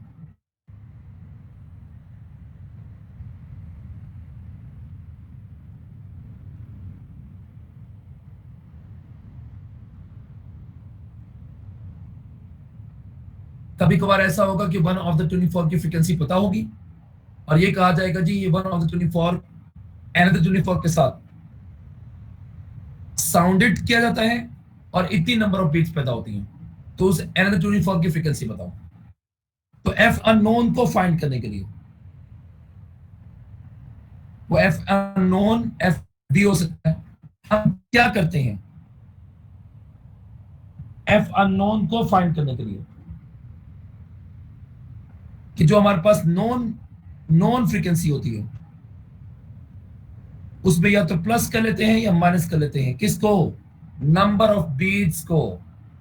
एंड यहां पे नंबर ऑफ बीट्स को शो कर रहा है। अभी अप्लाई करते हैं हम लोग। एफ बीट्स के ये दो फॉर्मूले हो गए।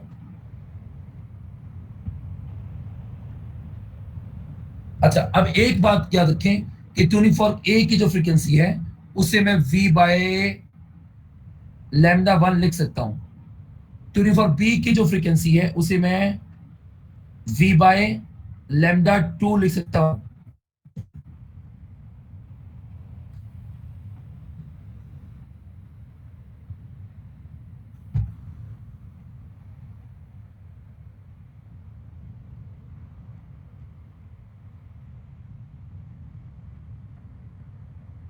v बाय लैम्डा 1 और v बाय लैम्डा 2।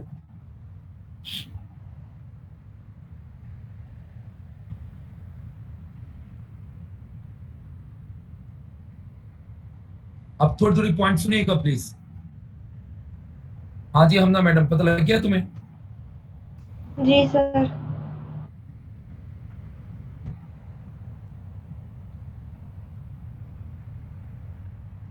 इसी तरह से हम f बीट्स को भी लिख सकते हैं। f बीट्स को लिख सकते हैं v बाय लैम्डा। लैम्डा यहां पे इस बीट की वेवलेंथ है, जबकि लैम्डा 2 ट्यूनिंग फॉर पी की वेवलेंथ थी, लैम्डा 1 ट्यूनिंग फॉर ए की वेवलेंथ थी। स्पीड सब में सेम होगा। बनने वाली रिजल्टेंट वेव का आपके पास v वगैरह अब जो ऊपर लिखा था वो एक सुपरपोजिशन में एक अलग कहानी थी।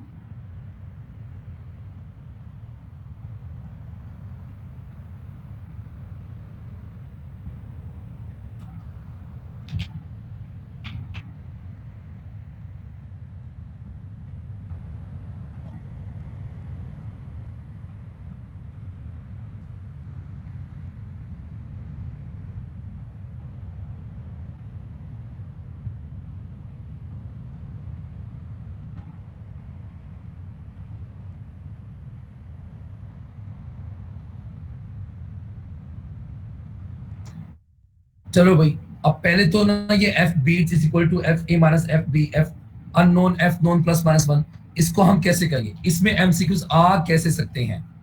जरा मेहरबानी करके ये देख लीजिए मेरे साथ।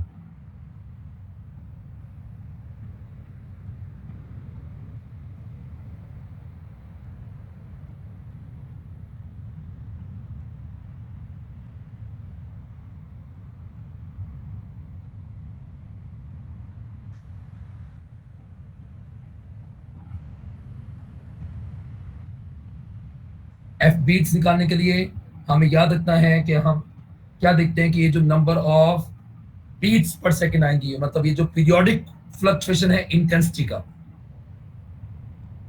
ये एक सेकंड में कितनी मरतबा रिपीट होगा, इसको बोलते हैं बीट्स फ्रीक्वेंसी। तो देखा गया है कि जो आपके पास वो दोनों सोर्स दोनों ट्यूनिंग फॉर्क्स हैं उनकी फ्रीक्वेंसी के डिफरेंस के इक्वल होगा। एफ अननोन निकालने के लिए एफ नोन में ये बीट फ्रीक्वेंसी प्लस कर देंगे या माइनस कर देंगे और एस्टिमेट लगाएंगे कि एनदर ट्यूनिंग फॉर्क की फ्रीक्वेंसी क्या हो सकती है। अब इसी में एक बात देख लो प्लीज,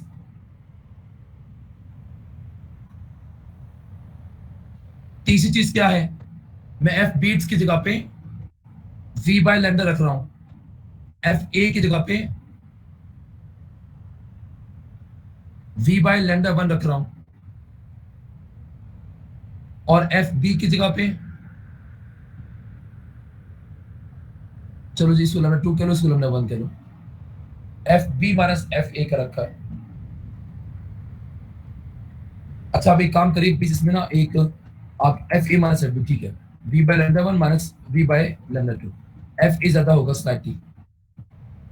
अब यहां से v तो कैंसिल हो गया, कॉमन निकाल के कैंसिल हो गया,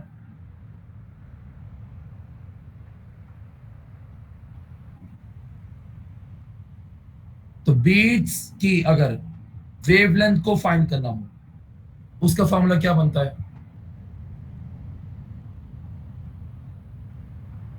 यहां आ गया हमारे पास 1 over lambda is equal to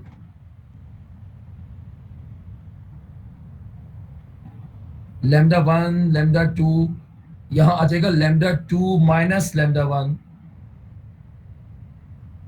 अब ये बीट्स फ्रीक्वेंसी की आपने वेवलेंथ को फाइंड करना है अगर आपको ट्यूनिंग फॉर्क ए और बी की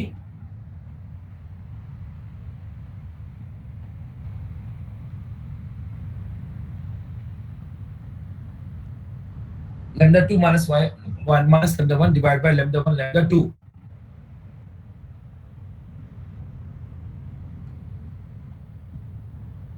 ये भी एक फॉर्मूला तैयार कर लो, अपने पास नोट कर लो।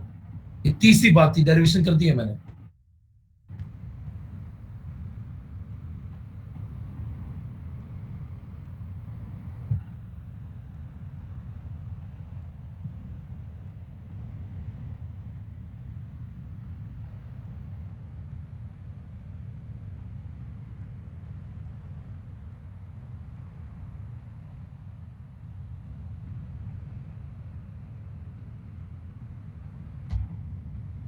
ठीक है, इसी तरह बीट्स का टाइम पीरियड भी हो सकता है। टाइम पीरियड बीट्स का हो सकता है वो 1/f बीट्स होगा,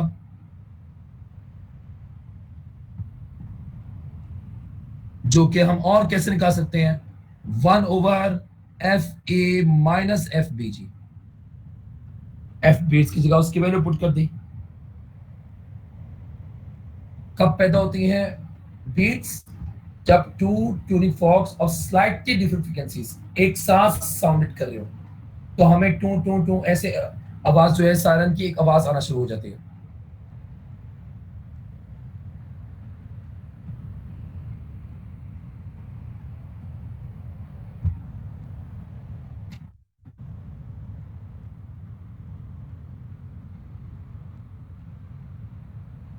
ठीक है, तो ये पूरा जो आपके पास एक यहां से यहां तक बनता है, इसे हम क्या बोलते हैं? इसे हम बीट बोलते हैं। मैं बता चुका हूं प्लीज।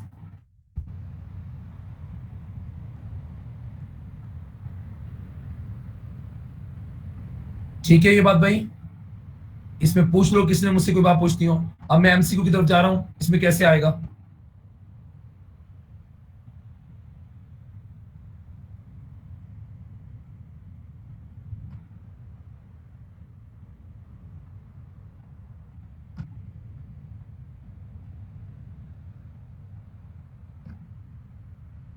रिजवान है क्लास में?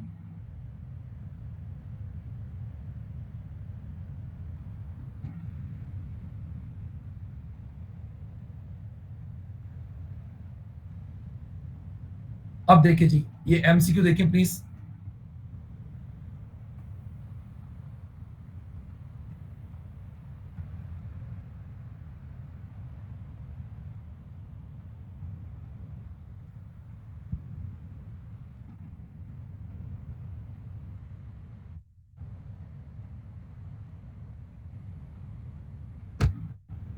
एक मिनट प्लीज।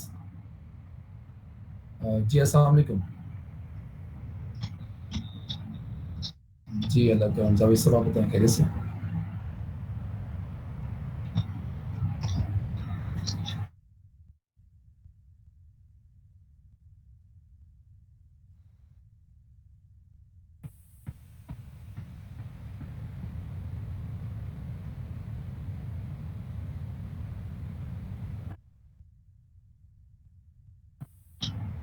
हाँ, 1 एटमॉस्फेयर प्रेशर है।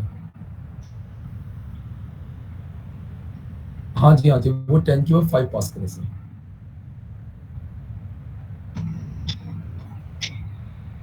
और सर, मैं कहा और कोई एमसीक्यू सर?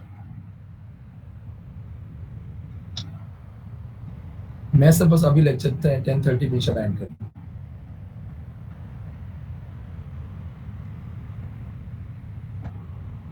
जी सर, आवाज आ रही है आपको? मैं कहा जावेद साहब 10:30 पे मैं एंड करता हूँ, तो फिर आप मुझे एमसीक्यूज भेज दें, मैं फिर आपको बता देता हूँ सोल्यूशन उनका। ठीक है, मैं 10:30 पे एंड करके भेजता हूँ आपको सोल्यूशन।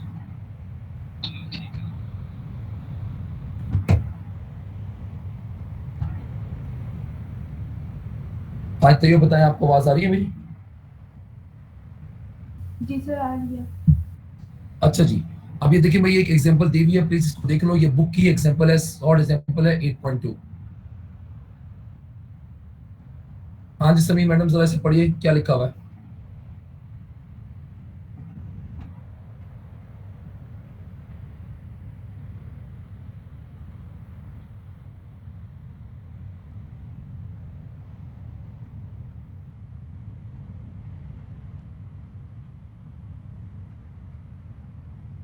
बस न्यूज चैनल की तरह तुमने पढ़ दिया सारे का सारा। हाँ जी, स्टार्ट में बताओ मुझे, ए के साथ जब इसको साउंड करेंगे ए के साथ बी को साउंड करेंगे तो कितनी बीट्स पैदा होंगी?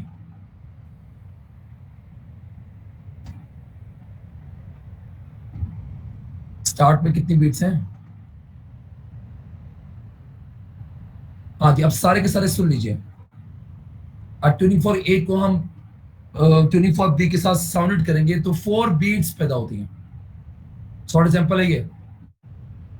बाद में बी को लोडेड करके सम वेक्टर से भारी कर दिया उसे, वो इतना फास्ट नहीं हिल सकता, फिर बीट फ्रीक्वेंसी इंक्रीज हो गई 6 बीट्स पर सेकंड जी। पहले 4 बीट्स पर सेकंड, अब हो गया 6 बीट पर सेकंड। अच्छा, फ्रीक्वेंसी ए की 320 हर्ट्ज है, हमने लोडेड करने पर बी की फ्रीक्वेंसी बतानी है। ए की 320 है। हाँ जी समीन, बी की पॉसिबल फ्रीक्वेंसी फिर क्या क्या हो सकती है?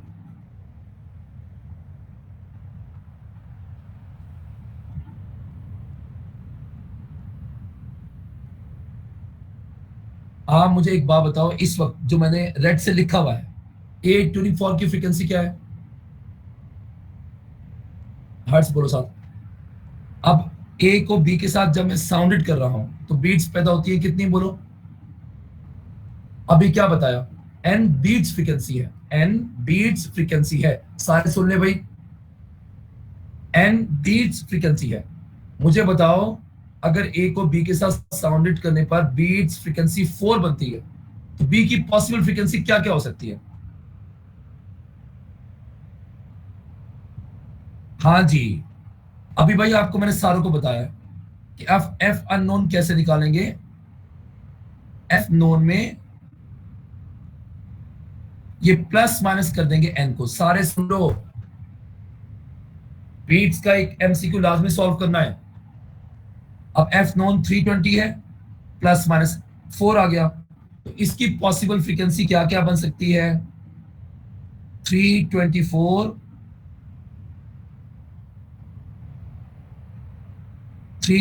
हर्ट्ज या फिर 316 हर्ट्ज। जुनैना मैडम, पता लग गया तुम्हें ये?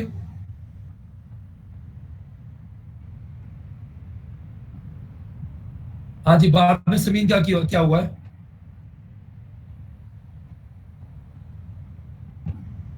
बाद में क्या हुआ है? अच्छा जी, उसके बाद क्या हुआ है मुझे बताओ। एक की 824 की फ्रीक्वेंसी चेंज होगी? हाँ जी। अब एन प्राइम कितना है? अब जरा गौर से मेरी बात समझा सारे के सारे यहां पे। अब एन प्राइम 6 हो चुका है जी। अब बी की, अब बात सुनो, 4 से बीट 6 हो गई है। चलो जी ठीक है। अब जो पॉसिबल आपने फ्रीक्वेंसी कही है बी की, उसको 2 कम करके कंसिडर करना।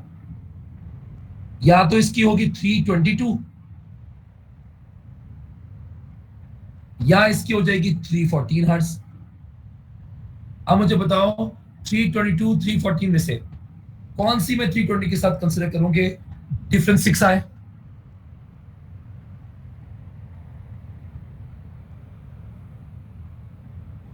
हाँ जी, इसका मतलब है कि लोडेड करने पर बी की फ्रीक्वेंसी, इसका मतलब है कि जब लोडेड करने से पहले बी ट्यूनिंग फॉर्क ए के साथ साउंडेड हुआ होगा, तो बताओ उसकी फ्रीक्वेंसी क्या होगी?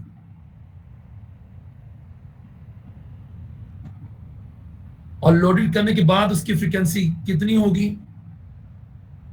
हाँ जी, ये सारे के सारे प्लीज देख लें। अगर किसी को नहीं पता लगा तो मुझसे पूछ लेगा। ईशा नूर मैडम। जी सर। अच्छी तरह देख लीजिए मैडम।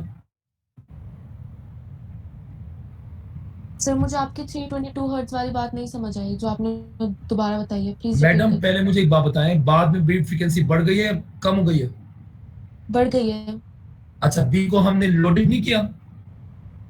जी की है। तो जो उसकी पॉसिबल फ्रीक्वेंसी आपने सपोज की है 324 316, इसको कम नहीं करेंगे? जी सर। बोलिए। तो अगर 4 से बीट्स बढ़ के 6 हो गई हैं तो इसको हम कम कर लेते हैं 2, क्योंकि 4 से 6 हुई हैं, 2 कम करते हैं, या तो 322 होगी इसकी या 314 होगी। अब आप बताओ, ए की तो वही रही,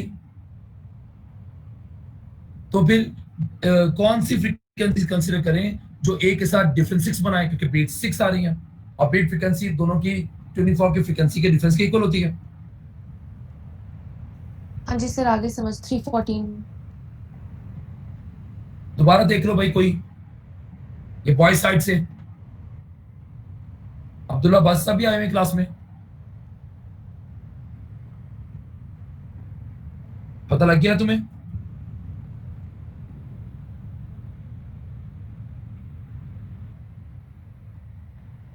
इस सारे के सारे देख लीजिए, बीट फ्रीक्वेंसी का क्वेश्चन ऐसे ही आएगा, इसमें कोई फॉर्मूला नहीं है, आपको इसी तरह इसको सॉल्व करना होगा। एलएमडी 1 साइड से एलएमडी 5 के स्टूडेंट्स भी हैं कुछ, देख लो।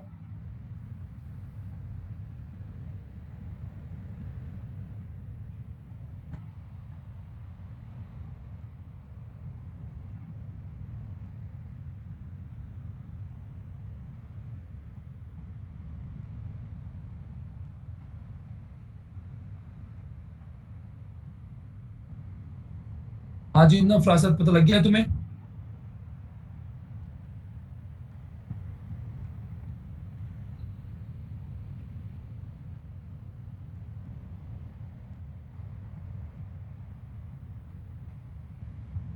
तो आपको मैंने जो है वो बीट्स का टाइम पीरियड, बीट की वेवलेंथ, इसके सारे रिलेशन करवाए हैं, इनको मिस नहीं करना।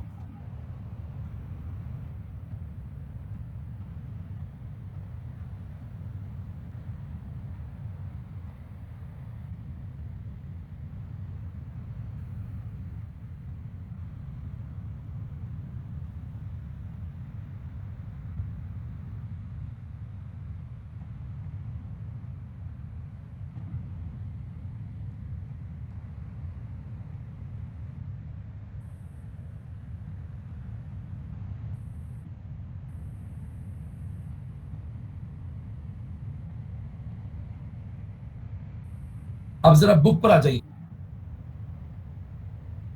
अब बुक पर ये जो न्यूमेरिकल है, एक तो शॉर्ट एग्जांपल मैंने आपको असाइन कर दिया।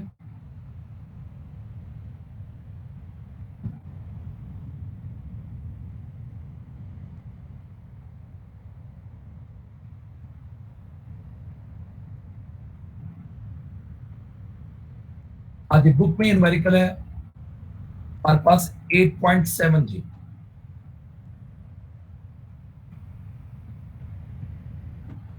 Two tuning forks exhibit beats at a beat frequency of 3 Hz. पढ़ो समीर इसे।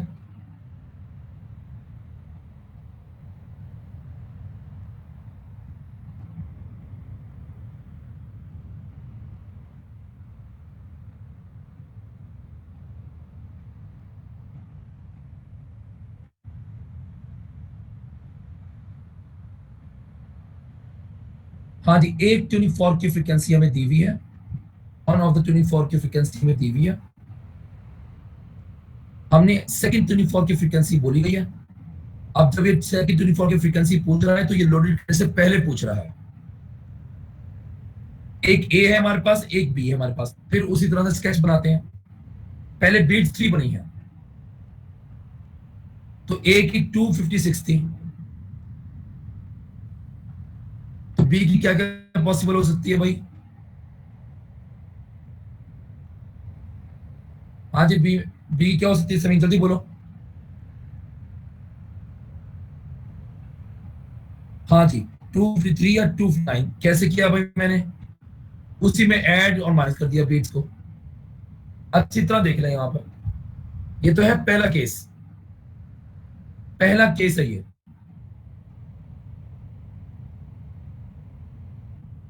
दूसरा केस क्या है जरा देखिए।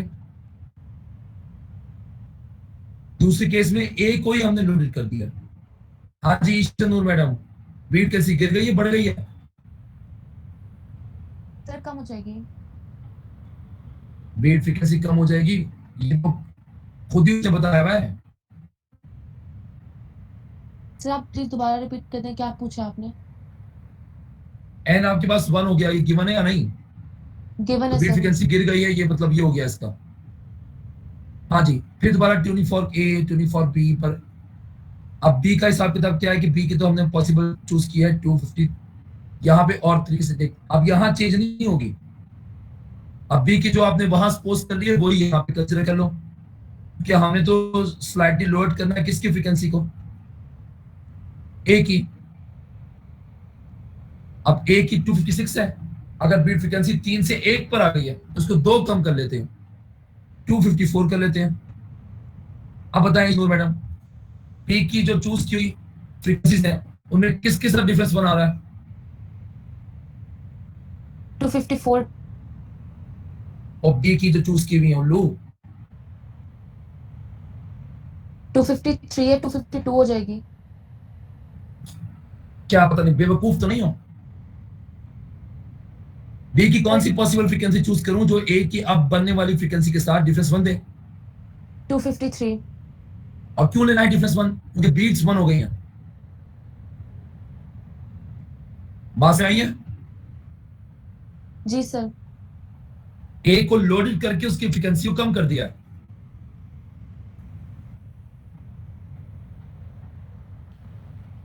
हाजी मुशाई मसूद, पता लग गया आपको?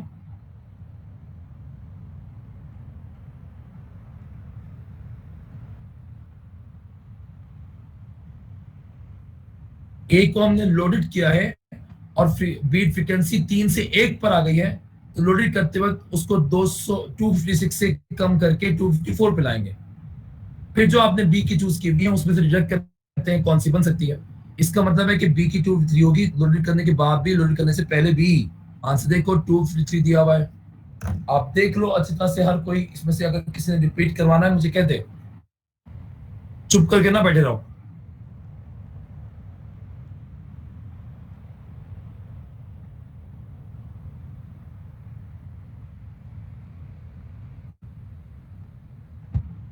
तो बीट्स के एमसीक्यूज कैसे आ सकते हैं ये प्लीज आपने ख्याल करना है।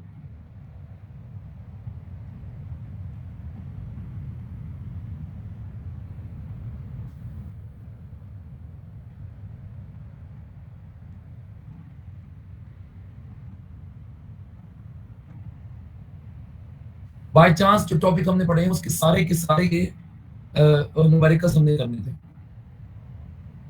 इस चैप्टर के तो सारे न्यूमेरिकल्स आपकी प्रैक्टिस में थे।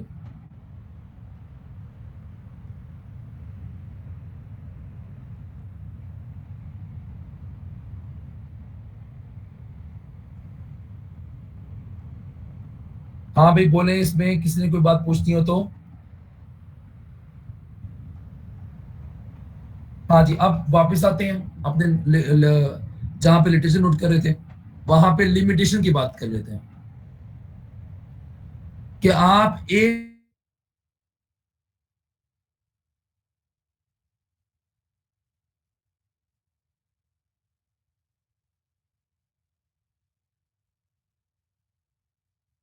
बीट आ गई तो प्रसिद्ध नहीं करेगा कि अनदर बीट डिटेक्ट हुई है। तो क्या लिमिटेशंस है? How many beats produces in 1 second, detect in 1 second. ठीक है जी, वो हमारा माइंड पर हर्ट्ज है।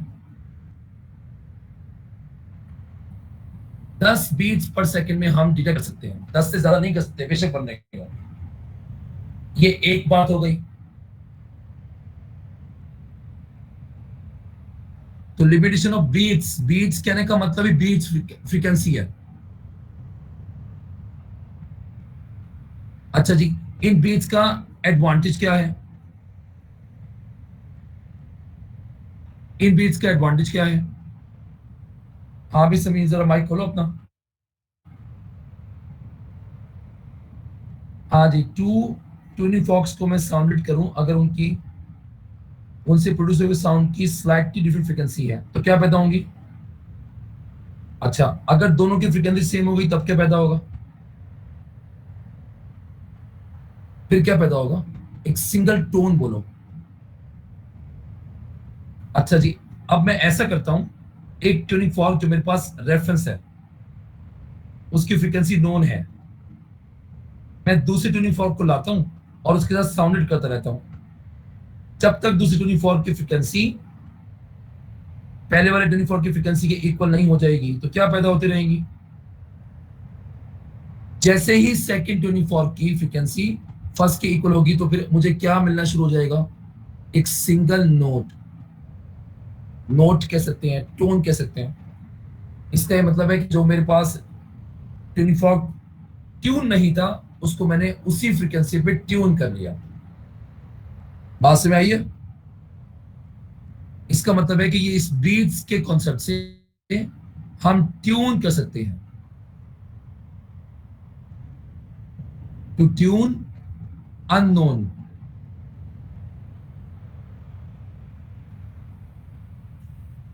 म्यूजिकल इंस्ट्रूमेंट, गिटार का वर्ड भी यूज कर सकते हैं। किसी भी म्यूजिकल इंस्ट्रूमेंट को ट्यून कर सकते हो विद किसी रेफरेंस फ्रीक्वेंसी के साथ कंपेयर करके। तो ट्यून अ म्यूजिकल इंस्ट्रूमेंट, ये बीट्स का एडवांटेज हो गया।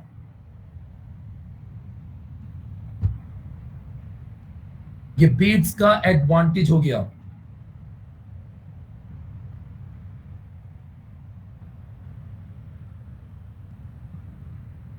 बोले जी, यहां बात पता लग गई हर किसी को। ट्यून वर्ड लिखा है मैंने ये।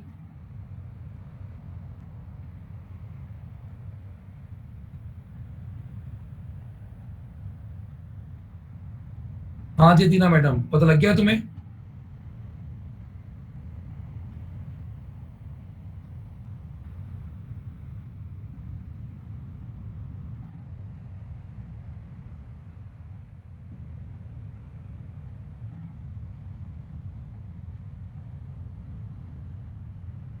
हाँ भाई, इनके रेफरेंस से किसी ने कोई एमसीक्यू किसी के पास हो। आयशा,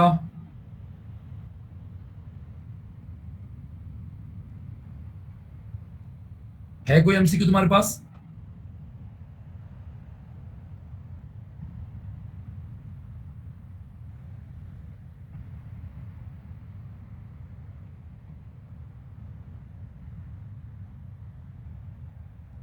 इंटरफेरेंस का टॉपिक बीट्स के साथ हो गया।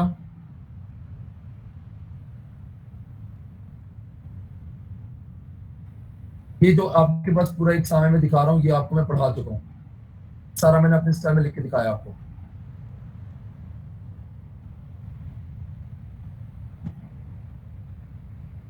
हाँ जी, अब किसी ने कोई क्वेश्चन करना है तो मुझसे करो।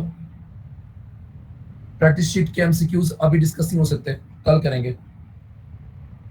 बाकी इस टॉपिक के रेफरेंस से कोई बात पूछनी है तो पूछो।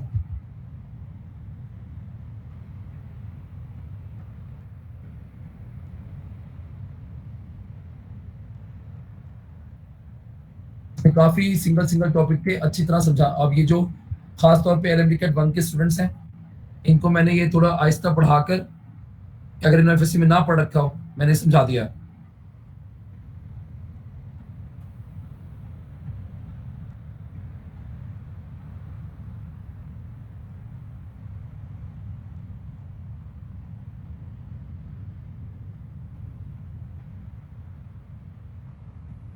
चले भाई, किसी ने कोई बात पूछनी है तो मुझसे पूछो, वरना लीव करो। अल्लाह हाफिज।